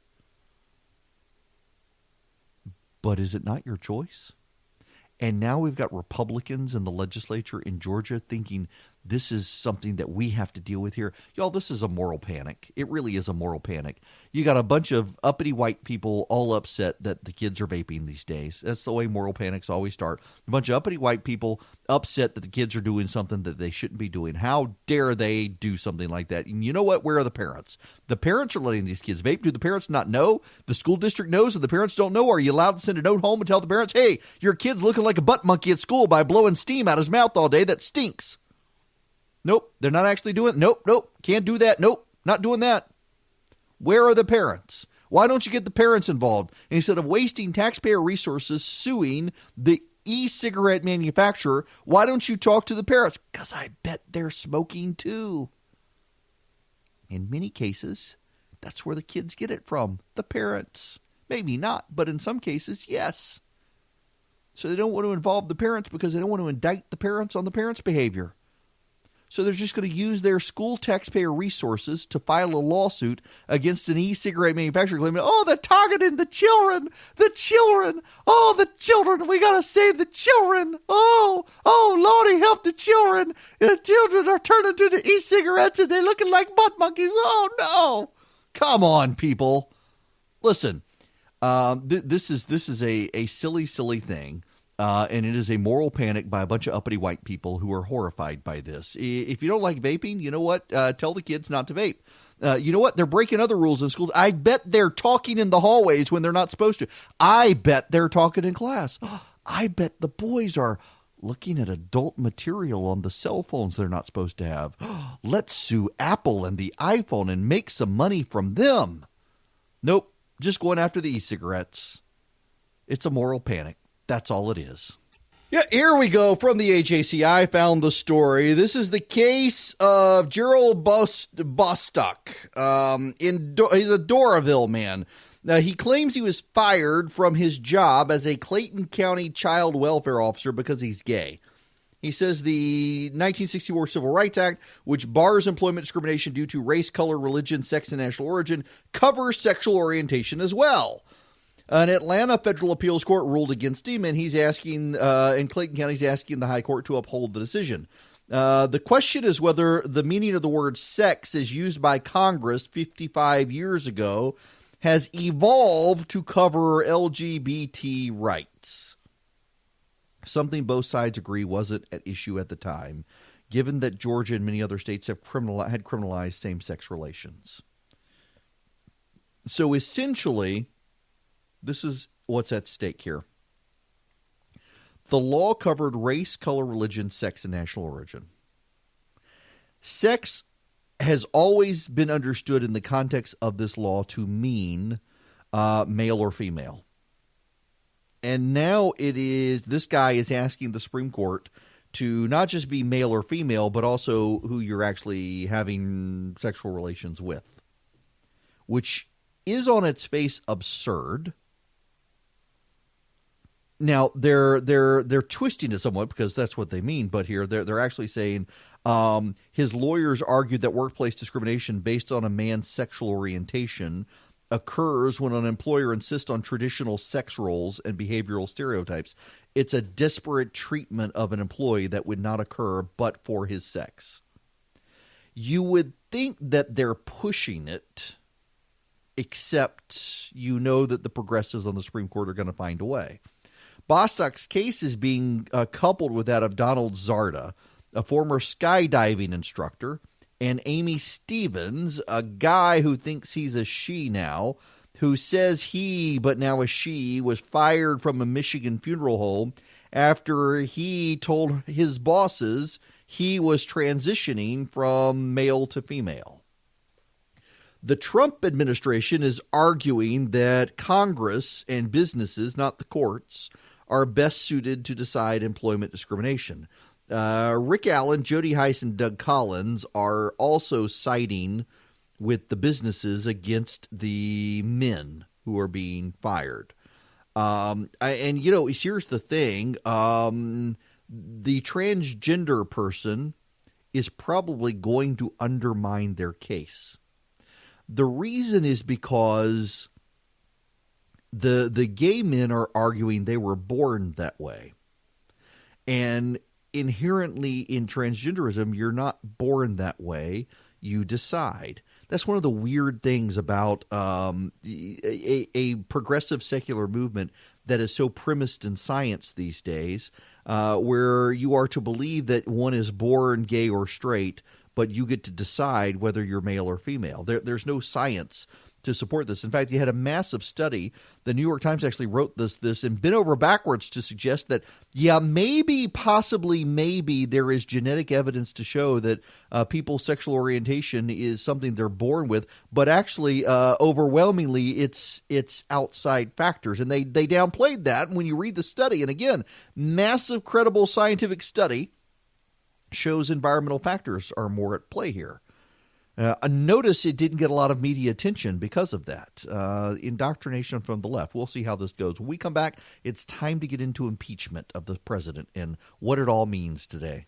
Just a quick time out to thank one of my favorite sponsors, and this week's sponsor, it's Quip. They make my electric toothbrush. I kid you not, I have used this toothbrush for several years now. I actually bought it. It's, a lot of times a sponsor to these podcasts, they send you their product and you get to use it. Quip, I'm an actual customer, have been a customer well before they sponsored the podcast. I love it because I've tried the really expensive, you can get a $99 or more expensive fancy electric battery-powered toothbrush, and they're terribly made, and they're not any better than the Quip. The Quip is only $25, and it cleans your teeth. Not only that, it pulses every 30 seconds, so you know when to change the position in your mouth. You get a new brush head every 3 months, so and the brush heads are reasonably priced. It is a wonderful, wonderful invention, and they deliver the toothbrush head every 3 months on a schedule. So you keep your teeth clean. You keep your toothbrush looking new. It's great. It's only $25. You'll get your first brush head refill pack for free by going to getquip.com/Erickson. It's a very simple way to support the show and a very simple way to get a great, great, great toothbrush. Listen, you don't need all sorts of connected apps and Wi-Fi enabled toothbrushes. You just need a good battery-powered great toothbrush, and that's what you get with Quip. Go to getquip.com/Erickson. You'll get your first refill for free. Go right now, getquip.com/Erickson. Get the word get, getquip.com/Erickson. Hello and welcome. It is Eric Erickson here, the Eric Erickson Show across the state of Georgia. The phone number, if you want to be a part of the program, 877-97-ERIC. That's 877-973-7425. This hour of the show brought to you by First Liberty of Georgia, First Liberty Building and Loan. Go to their website, firstlibertyga.com. If you're a small or medium-sized business, you oversee a small, medium-sized business, you need access to capital, you don't want to use a bank, you can use First Liberty of Georgia. They will help your business grow. Easy to deal with, wonderful people. They don't have a bank bureaucracy. It's just them. I really do like them, and they've been great supporters of this program, and you can support the show by going to them. Go to firstlibertyga.com and tell them I sent you. Kangaroo courts. Kangaroo. Do you know where the phrase kangaroo courts come from? A lot of people suspect that kangaroo court comes from the English penal colonies of an English penal colony of Australia, that somehow it got its name there. But actually, according to the Oxford English Dictionary, kangaroo court is derived from Australians, but it's actually derived from the 1840s. There were a massive number of Australians who came to the United States in the 1840s during the California Gold Rush. And there were a lot of claim jumping. People would discover gold mines, and other people would jump in and claim that it was their gold mine. And a lot of the people happen to be Australians coming from the penal colony. Yeah, the Australian criminals coming into the west coast of the United States, stealing people's gold claims. And it decided there were so many of them, they would rapidly have trials to decide the issue. And they called the trials, these rapid trials, kangaroo courts, because they were dealing with so many Australians who were stealing other people's gold mine claims. Thus comes the kangaroo court phrase. A rapid trial that oftentimes seems like it's in the pocket. It was essentially a bunch of Americans being bullied out of their gold by Australians, and we were then throwing the Australians out, oftentimes without due process. It does not come from the show Captain Kangaroo. I shouldn't have to tell you that it doesn't come from Captain Kangaroo, except for Matt Gaetz, who is the Republican congressman down in the Jacksonville area, who he's not quite the brilliant mind that some partisans seem to think he is, and he apparently thinks the phrase kangaroo court comes from Captain Kangaroo. What we see in this impeachment is a kangaroo court, and Chairman Schiff is acting like a malicious Captain Kangaroo. Malicious Captain Kangaroo. Malicious Captain Kangaroo. Oh my goodness. Okay, I'm sorry. That cracks me up. That genuinely, that is funny right there. Genuinely, that is funny. A malicious Captain Kangaroo. Well, okay. Let's get into the impeachment stuff, shall we? The president makes perhaps the best argument for why he should not be impeached. You can't impeach a president for doing a great job. You can't impeach a president for having the lowest and best unemployment numbers that we've had in 51 years. You can't impeach a president for tax cuts and regulation cuts and creating, and even the ambassador would say, the strongest economy in the world. We have the strongest economy in the world. This is a scam, and the people are wise to it. Yeah, the strongest economy in the world, great economy, can't impeach the president. That's actually a pretty compelling argument. The other thing that the president has here is Adam Schiff. Now, I just see a poll that just came out where I'm up massively with independent voters. I don't know if it's this or because of the hoax, that's going on with Nancy Pelosi and her friend Adam Schiff. He's another beauty. He got caught lying all over the place. He doesn't know what to do. He's a mess. Right now he's a mess, and everybody knows it. Just all you have to do is a little good reporting. You'll see he's a total mess because he got caught. Well, and the Republicans are making Adam Schiff out to be the really bad guy in all this, and they've got reason to make Adam Schiff the bad guy in this. He actually isn't great. The irony here is they let Adam Schiff be the head of this thing because they thought Jerry Nadler polled badly with the American public, that the American public didn't care for Jerry Nadler. So they handed it out to Adam Schiff, who right out of the gate has the hearing with the Director of National Intelligence and makes up the transcript, reads a fake transcript of the president's conversation with Ukraine's president, which kind of set the tone for everything thereafter. And now the Democrats are suggesting they're so worried about the whistleblower, that they may not let the Republicans participate. Think about that for a minute. Talk about a kangaroo court. They may not let the Republicans participate in interviewing the whistleblower, and now supposedly they have the second whistleblower. The president's lawyer is Jay Sekulow, graduate of Mercer University School of Law, the Walter F. George School of Law, Mercer University in Macon, Georgia, same as me. Jay Sekulow. Well, I think, look, they're now talking about a second whistleblower, and my statement on that is, so what? We've already released a transcript. So is it really relevant what some other person who may or may not have heard the conversation thought about it? The transcript has been released. It is out there in the public. So, again, you know what? They couldn't get Russia. They couldn't get obstruction. Then it was quid pro quo with Ukraine. Then there was a transcript that showed no quid pro quo. Then it was a cover-up, except there was no cover-up because the transcript was released. Then it was the whistleblower, and what did the whistleblower do? Yeah. And there's also breaking news at this moment. Senate Judiciary Committee Chairman Lindsey Graham says he's going to allow Rudy Giuliani to come before the Senate Judiciary Committee to talk about corruption in Ukraine, which should be very interesting. Given conversations I've had in the last couple of days, though, I wonder if this might be a trap. Lindsey Graham is really upset with the situation in Syria with the Kurds. He is not happy at all. And he's also privately not happy with Rudy Giuliani. And so I wonder if he might want to do this to undermine Rudy Giuliani and the president's trust in Giuliani. I have no idea. I'm just talking out of turn. I don't know.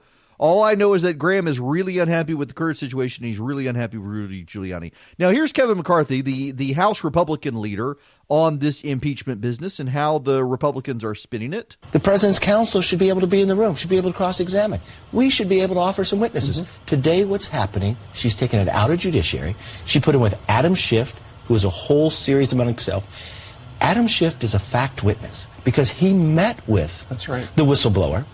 When the whistleblower went to the IG directly, a staff member met with the whistleblower? Yes, but it's part of his staff. We don't know how many times he met. We don't know if he met with Schiff or not. We don't know what they talked about. That is a fact witness. Nowhere in American's judiciary does it ever allow a fact witness to be the prosecutor or the person in charge. At these depositions, there were one or two last week. There's going to be one or two again this week. I've heard reporting that apparently the Republicans can be in the room, but they can't really ask any questions. They can't. No, but you know who can be in the room? The Democrats control how many Republicans can go in the room, how many staffs. And then what else they control is what America gets to hear about it. If you read the entire transcript of the hearings last week, again, we would end this nightmare one more time. But no, they want to do a selective text, but not let everything else out. This is the problem and why she put it into intel. It goes back to what Schiff has said every time before he has lied. He's the common denominator of all these failures and all these lies. Remember? He lied about knowing more than circumstantial evidence. He lied when he met with Glenn Simpson. His staff went up and met with Cohn, how many hours? And now, if you watch the tweets and what he did, he lied to the American public, even on MSNBC, about even meeting Will an there annoying be a vote? whistleblower. The president is saying he's sending that letter to Nancy Pelosi. Have a vote. I sent a letter last week with 10 points that it's about fairness. Clinton was treated that way. Every time we've gone this way, she's denied it. And the reason she's denying it, it'd be an unfair process. It's pure political. They have no facts, and they just want to impeach this president. Congressman? Yeah. They just want to impeach this president. Very, very telling from Kevin McCarthy. They are making this into a partisan case over the Democrats' conduct. And, so let me give you the dynamics here. Just let me avoid my personal opinion and give you just the analysis of what's going on here. The Democrats believe that they need a fishing expedition in order to stockpile the witnesses and evidence with which to proceed to impeachment. There is House precedent and House rules that requires a formal vote to begin a formal impeachment proceeding. An impeachment proceeding requires that there be a special committee set up, or the Judiciary Committee, and that committee then be charged with developing articles of impeachment. Typically, it's the Judiciary Committee, but they can do a select committee, a special committee set up with members of in the House of Representatives. Once that begins, there has to be due process. Witnesses have to be subpoenaed by the committee. The president's team, led by the Republicans on that committee, would be allowed exculpatory evidence. The exculpatory evidence would be able to counter the Democrats. The president's team would have the right to confront the president's accuser as they build the articles of impeachment. It could not just be all the whistleblowers coming in and saying what they know, because hearsay would then be limited. They would have to bring in the firsthand witnesses. Now, one of the people supposedly is a witness blower with firsthand information. We don't know who that person is. We don't know who the first whistleblower is, other than we know he's a Democrat. And the Republicans would be able to challenge all this stuff as they build a record that is then handed over to the Senate. And the Senate would then actually have the trial, and the trial would be based on the record handed over from the House of Representatives. We know this from the precedent set by the Bill Clinton impeachment and by how the Senate handled Andrew Johnson. Remember, Richard Nixon was not actually impeached. But the committee had been formed, and the articles of impeachment were being developed by Nixon, so we have that pattern as well. The Democrats don't want to do that yet, and the reason they don't want to do that is, again, due process rights and the Republicans being able to challenge the narrative. Democrats really want to shape the narrative themselves without allowing the Republicans input into how the narrative is shaped. And the word narrative, I'm using that I'm using that with emphasis here, because the narrative is how the story is told. The president has a counter-argument, and the president's counter-argument is that he wanted to root out corruption. And this was all about corruption, and the president takes very seriously corruption. And the president wanted to make sure that there was no corruption because American money was going to be spent, and we can't have American money being spent in a corrupt area, and corrupt, or everything's corrupt. That's probably the best defense the president has on this. One of the questions, though, that the Democrats will want to answer is, why did the president not begin to care about corruption, and particularly the Biden corruption, until after Joe Biden became the Democratic nominee?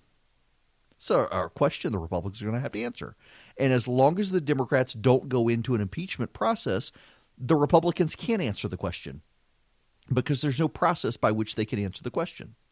As long as the Democrats hold this from going into formal impeachment, the Democrats can shape the narrative and prevent the Republicans from offering credible rebuttals. On top of that, the Democrats can continue to drip out the information. And as long as the Democrats can drip out the information, the Republicans are on defense. They have to respond to it. Remember, the big difference, again, I keep saying this, the difference with Clinton in this is that Clinton had months to prepare because they had the Starr report. They knew where things were going. Nobody knows. This is all happening in real time organically. We don't know. And the Republicans are staying on defense. The moment it becomes a formal impeachment process, there's due process rights. There's the right to counter the evidence. There's the right to offer exculpatory evidence. And you got to give the Republicans a seat at the table. They play defense for the president, and you have to give them a seat at the table, and you have to show them all the evidence. That is Rule 101, Impeachment Rules 101. Because this is moving into the Senate and is going to be a real trial, you have to lay all your cards on the table and show the Republicans everything. And until you get there, the Democrats don't have to do that.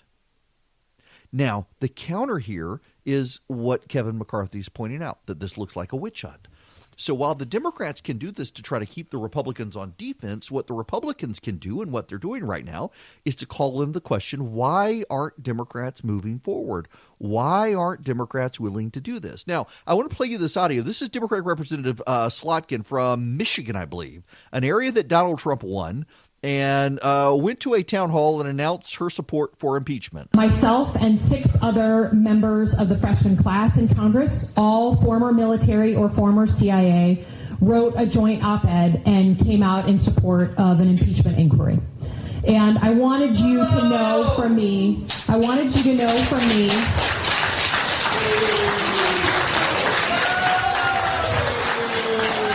when you fell off the cliff for me was when you joined the coup against our president. What's the rush with the impeachment? An impeachment is a serious thing. This would be only the 4th president in history to be impeached, and to try to impeach him on something like this is really stretching it. Yeah, she got some applause, but she got some strident boos from the crowd. She is Michigan's 8th congressional district. She was a CIA analyst. She worked in the Department of Defense. She won.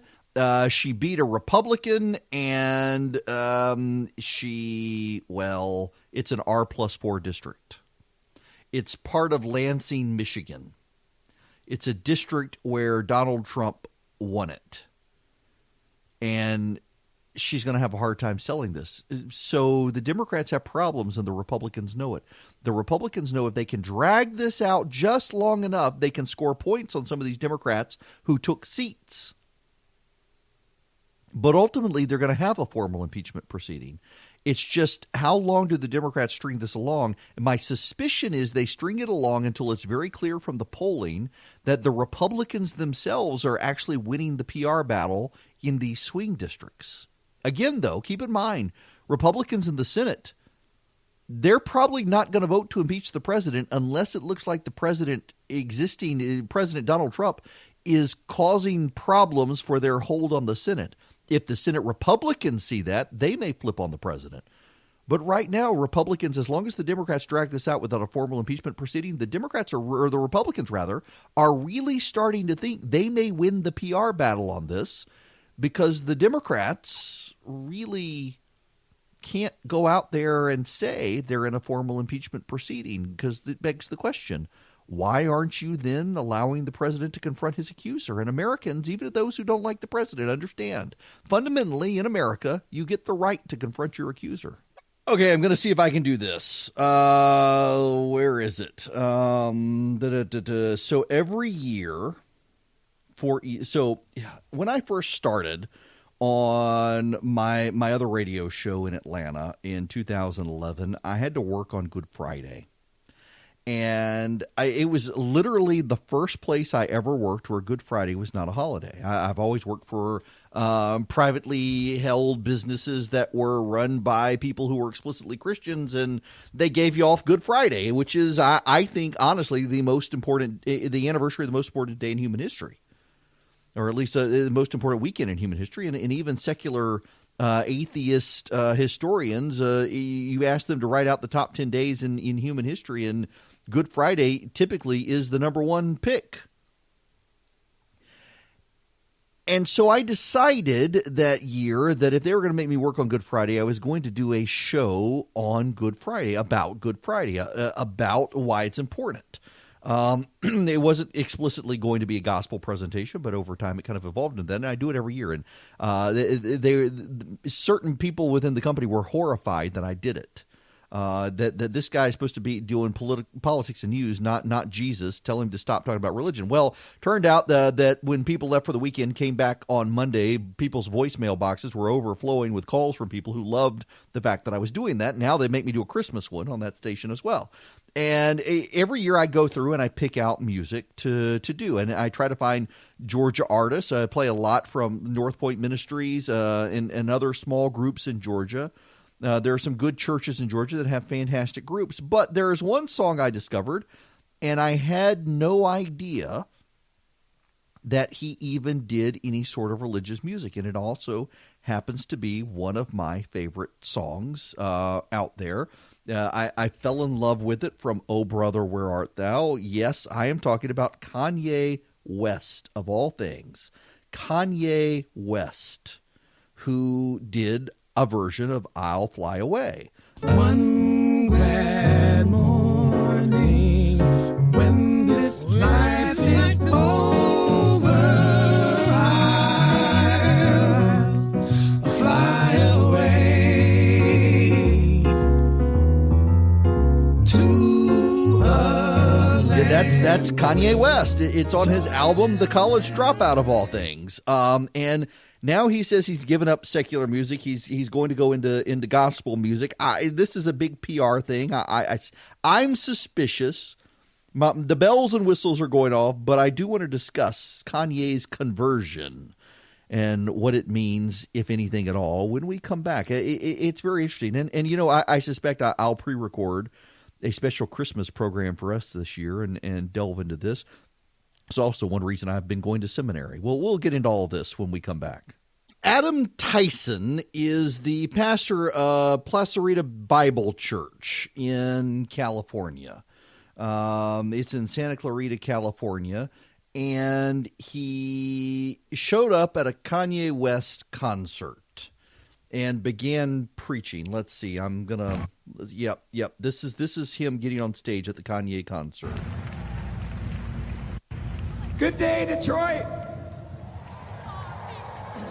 Only in a town like this can you have a view like that. Isn't that awesome? How's Motown doing today? Yeah, okay, let's to get you. And he wants to catch you and handcuff you and take you to jail. Well, I'm here to tell you that while our God is the judge over the universe, He's also a God of mercy. And He's a God of love. And He sent His Son to die on a cross because He loves you. He loves Detroit. He's raising this city up from the ashes. He wants to be exalted in your heart today. Maybe you're here today. You've thought of God as being more of something like a butler or a genie. You think that God is just at your beckoning command. God, I need a new car. God, I need a new job. God, I need a new house. Well, God could give you all those things, but I'm here to tell you that God doesn't always give you what you want. He gives you what you need. And he goes on from there. He says, and again, this is Adam Tyson, a pastor from California, who actually went to Detroit, and Kanye West put him on stage. And he says, this is the message that we bring you. God is holy. We're all sinners. Christ came so that you could be born again and have new life only by His blood, only by His sacrifice.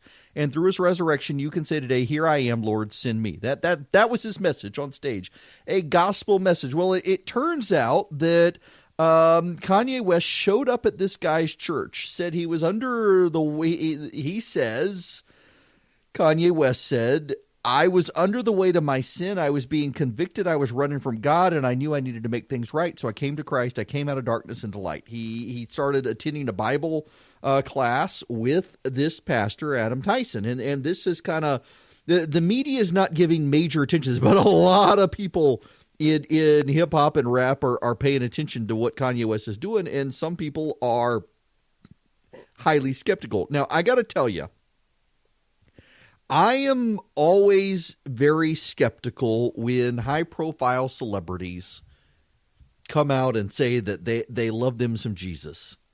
And Christians rush out, and we saw this with Justin Bieber. We're seeing this with Kanye West. We've seen this with others in the past. And Christians rush out, buy up all their albums, and then it turns out that the Jesus that they actually embraced was the one they invented in their head or their heart. And it's not the authentic Jesus of Scripture. So I tread lightly on these things, and I haven't mentioned this. This story has been out now for about a week and a half, and I haven't wanted to mention it, but I've been pinging a friend of mine who is in the know on these sorts of things and is highly connected, and says he's actually impressed, and that he has some info that leads him to believe this may be authentic. But again, even he and I we tread very cautiously on this stuff, and the reason being is because, and you know, as evidence that this may be authentic is the fact that you're not hearing a lot about it in the media.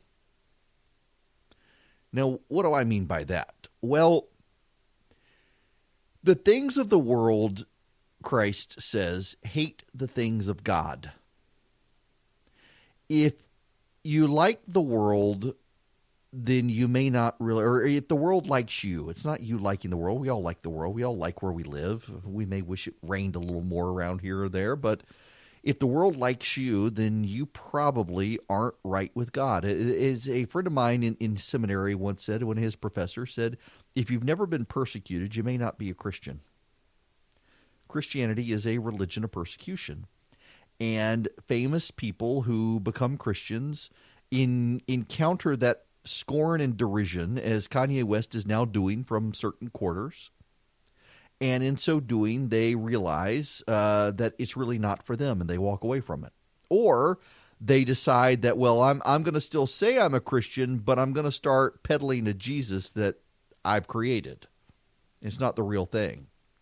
That somehow they begin to accommodate views that are antithetical to an inerrant understanding of the Bible. That, for example, frankly, let's not dance around it. Gay rights is one of those things these days, gay marriage in particular, and transgenderism. I fully expect one day they will come for me. I am an evangelical Christian. I am in seminary. I preach occasionally on Sundays, and I believe in the inerrant, infallible Word of God that is in Scripture. And Scripture says to me, I am a sinner, but also says to me that homosexuality is a sinner. And the big difference between me and the world is that I think I'm a sinner, and they seem to think they're not sinners in some ways, that's not a sin, even though the Bible is very explicit. And there are lots of people out there who try to say, well, you know, this is a historic understanding, and the word doesn't mean what you think it means. But then you've got, what's the name of the guy who just left the faith? He was a pastor, wrote a book on dating. I can't remember his name now. Wrote a book on courtship. And then walked away from the faith, Josh Harris, and said, you know, in my study of Scripture, you can't reconcile these things. He apparently is gay, and he and his wife are getting a divorce. And he's now been in a gay pride march and finally decided he can't reconcile Christianity to his sexual proclivities. And God bless him for being honest. We need more honest people like him, saying that you can't reconcile these things. So he walked away from the faith. Well, there are a lot of people who try to reconcile them when they can't be reconciled under Scripture. And it oftentimes is celebrities who make a great showing of coming to faith. Or you get the sad situations like poor old Lauren Daigle. Lauren Daigle, I have read somewhere today, as a matter of fact, this morning, that her song, yes, here it is, You Say, is the longest-running #1 Christian song of all time. You've heard the song, I'm sure. You Say. Please don't fire off an ad here, Google, as I'm firing up the song. So, yeah.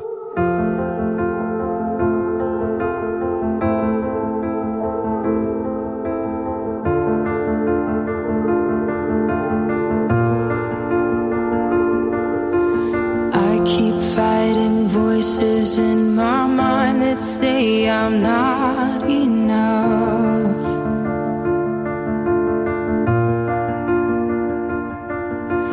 Every single lie that Lauren Daigle, she's from Louisiana. She's got a gorgeous voice, 28 years old. This is now the #1 Christian song of all time, You Say. It is everywhere. It's on secular radio stations. She's been transcending into secular radio. And naturally, one of the very first things that happened when she got into secular radio is a Rolling Stone magazine or someone asked her, so what do you think about homosexuality? Surely you're not like those icky Christians who think it's a sin. And she's like, I don't know. And Christians blew her up for saying she didn't know when she knows. And secularists blew her up for not rejecting Christianity. You get into these situations. And Kanye West is going to find himself there. If his conversion is real, whether his conversion is real or not, you need to pray for him. What makes me interested in this one is, in addition to his celebrity and his star, The media is not paying attention to this one.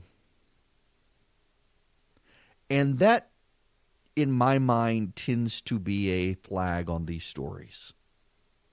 When the media is no longer paying attention to something like this, that to me suggests there is an authenticity to it. And again, this goes back to the things of the world hate the things of God. When you have the media loves to play up celebrity conversions. And it is always the celebrities who claim they're now Christian and then use that conversion against Christianity. The media loves to play up the people like Rob Bell, the Christian pastors who have fallen away. You know, so I was in a group. They called themselves the Dead Theologian Society. It was a Bible study where they would only read the works of dead people because they had read Rob Bell at one point before he flipped into being not Christian anymore. And so the motto for the group became, we only read dead people so none of them can turn up like Rob Bell. And so the media loves to play these people up. You get the Oprah Winfrey contract. You get the Oprah Winfrey show. You get the Oprah Winfrey set. You see this time and time again. The prominent Christian voices who say they're Christian, but they're of the left socially. They're of the left morally. They're of the left scripturally. They get played up. Look at Pete Buttigieg. Pete Buttigieg is Episcopalian, which really suggests to me there's a problem. I'm not the Episcopalian Church long ago left Christianity, and many people within the congregations haven't figured it out yet. I think that Pete Buttigieg has figured it out, that they're not really Christian. I mean, Pete Buttigieg only uses faith as a bludgeon against actual believers. You got Julian Castro out there as well, doing the same thing on immigration, and the media is playing it up, using his faith, his supposed faith, as a way to beat up actual Christians. Listen to Julian Castro running for Congress, or running for president rather. Listen to this. And so I hope that in this country, people who say that they're Jesus-loving, God-loving, that they pay more attention to God-loving, Jesus-loving people on this side of the border with brown skin that are desperate. He's in Mexico, I guess I should tell you. Being treated cruelly by this president because he clearly doesn't care about them. Yeah, so if you're a Jesus lover, then you better love the people south of the border who want to cross over illegally into this country, and you better let them. Yep, if you're a Christian, you got to support illegal immigration. And of course, the media is playing this up. Oh, look at him; he's going after the Christians. It's the fact that they're ignoring the Kanye West conversion altogether. He got a little bit of play, but it really played mostly in Christian media. Makes me think there's a there. In the same way, at the beginning of the show, I talked about the Elizabeth Warren story. Elizabeth Warren has been telling people that she was fired from her job as a speech pathologist in the early 1970s because she had been pregnant. She worked 2 days a week, and the principal asked her didn't ask her back the next year because she was visibly pregnant. The Washington Free Beacon went to the school in New Jersey, went to the school system, went into the records and found the minutes of the meeting from the 1970s where the school board extended her contract another year, directly refuting her claims. And the national media has avoided covering the story because it makes Elizabeth Warren look bad.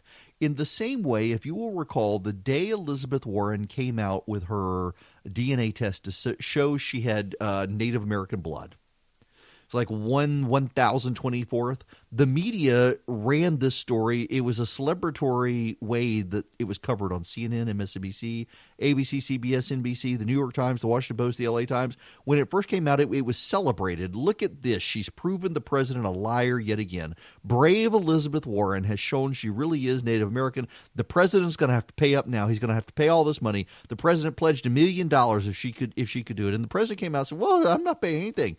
She's less American Indian than I am. And then Cherokee groups came out and condemned the media for praising her and saying, we don't do a blood test like they did for slavery. for who is black and who is white. We don't do that. It's more than that. Shame on you for not knowing our culture. And then the story went away. The media could no longer defend Elizabeth Warren. The story that Elizabeth Warren, it blew up in her face. Within 72 hours of Elizabeth Warren having done that, the very members of the press who were praising her for being bold enough to do it were condemning her, saying this is going to scuttle her. Well, not necessarily. Not necessarily. But it's interesting how the media covers these stories and doesn't cover these stories. And they're not covering the Kanye West story. Kanye says he essentially wants to stop making secular music. He wants to focus more on faith. He wants to reach out to a Christian audience. Billy, I know it's Trey Goins Phillip, who I know, Treg Ep on Twitter, good guy, writing about this at FaithWire. Talking about Adam Tyson showing up at the Kanye West Sunday service. Let me read you this quote. West would say he knew about the things of God. He said he was running from God, Adam Tyson explained. The first time I talked to him, the first Sunday in June, he told me I got radically saved 5 weeks ago. I said, Kanye, what happened 5 weeks ago? He said, I was just under the weight of my sin and I was being convicted that I was running from God and I knew I needed to make things right, so I came to Christ. I came out of darkness into light. Tyson leads the church, 400 congregants, and West quietly attended 2 times in May, slipping in and out without much attention drawn towards him. When he returned a 3rd time in June, he waited in the back for the opportunity to talk. He told Billy Hallowell, a friend of mine, he and the rapper had a 15-minute conversation at the end of the service. Then they began meeting together weekly. Their first meeting was an hour. I spent about 3 hours just going through the gospel, making sure he understood clearly about the atonement of Christ, that God is holy, that we're sinners, that Christ came to die in the place of sinners, that by repenting and believing in him, we can have eternal life, the pastor said. And Wes was like, hey, man, I told you I've been radically saved. I believe the message. I want to get the message out to the world. And then he started attending a Bible study. And then he started hanging out with the pastor and doing more. You know, listen, if this is authentic, and by the way, just so you know about the pastor, he went to the Master Seminary. The Master Seminary was the Los Angeles Baptist Theological Seminary. The name was changed by John MacArthur. This is the seminary that John MacArthur was in charge of for the Baptists. In 1985, they changed the name to the Master's College. That's where the pastor comes from. A legit Reformed theological campus in California. The pastor, by the way, you should know, is from Georgia. The pastor is, I'm not sure what part of Georgia he's from, but Adam Tyson is from Georgia. And I'm very fascinated by the story because I'm always hesitant when major celebrities have a conversion story, because oftentimes Christians, they love to champion the celebrity at the expense of the guy in their church who walked the aisle on Sunday. Let's not celebrate the sinner who is saved on Sunday unless they're a celebrity, and I think that's bad. But also, oftentimes, a lot of these celebrity conversions then blow up on Christians' faces, and blow up in Christian faces, and they do more harm than good. At the same time, I really am struck by how little this has been in the media.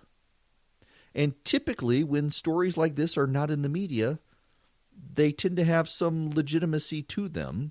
And there tends to be a there because the media certainly doesn't want to put Kanye West, who they put in the spotlight for years until he dabbled in Trumpism. They certainly don't want to put him back in the spotlight now that he's gone from Trump to Jesus. That would be really bad in the media. It is 55 after the hour, and I am Eric Erickson. This is the Eric Erickson Show. We don't have enough time left to take any of your phone calls. None of you people ever call me anyway. Not that I'm upset, but you know, it's kind of nice going from a situation where I got to stop every 6 minutes for traffic to actually being able to stretch my legs and make a point without any sort of interruptions. I'm happy to hear from you, just not today because we only got about 2 minutes left. The Joker in CNN. CNN is blowing up the Joker story. CNN has run 2 stories now on the Joker, the movie, attacking the movie. One that a song by some terrible, awful person, I don't know, some criminal, was in the Joker movie, and that's outrageous. And then there's another story that the Joker is a success. because of Trump. That the Joker reflects Trumpism. Actually, if you see the movie, and by the way, full disclosure, I haven't seen the movie. I don't want to see the movie. I don't want to see the movie because everyone who has gone to see the movie has used a variation of the phrase repressively dark, bleak, depressing, brutal, violent. That's not my sort of – I don't want that in my head. I got enough stuff in my head. I don't want that in my head. But the general understanding from every person I know who has seen the movie is essentially the Joker starts an Antifa-like movement to root out and attack the rich. That if you're going to put politics into it, the Joker mobilizes a mob against the rich. That's not exactly a Trumpist movement. It's amazing how people pour their politics into this. Now, I bring this up really only because CNN is part of Warner Media. The Joker is part of the DC universe, which is part of Warner Media. And I have no inside knowledge on this. I have good relations with people at CNN, but I don't have any knowledge of this, and they wouldn't tell me. They would never admit something like this anyway. I wonder how much of this is CNN using the Joker to signal their corporate independence. The Joker is standing up, and they are standing up. CNN standing up against this is not a good thing for Warner, but it's a very good thing for CNN because CNN is showing its journalistic independence. And this comes on the heels of the CNN story. CNN has a CNN outlet in China and in Hong Kong. And CNN defending freedom of expression and the right of protest is a good sign for that network, and hopefully other networks will follow suit. In a day and age where so many news organizations aren't willing to exert any sort of independence, that's good that they are, but also really stupid that the Joker is the thing on which they want to express independence. Just silly.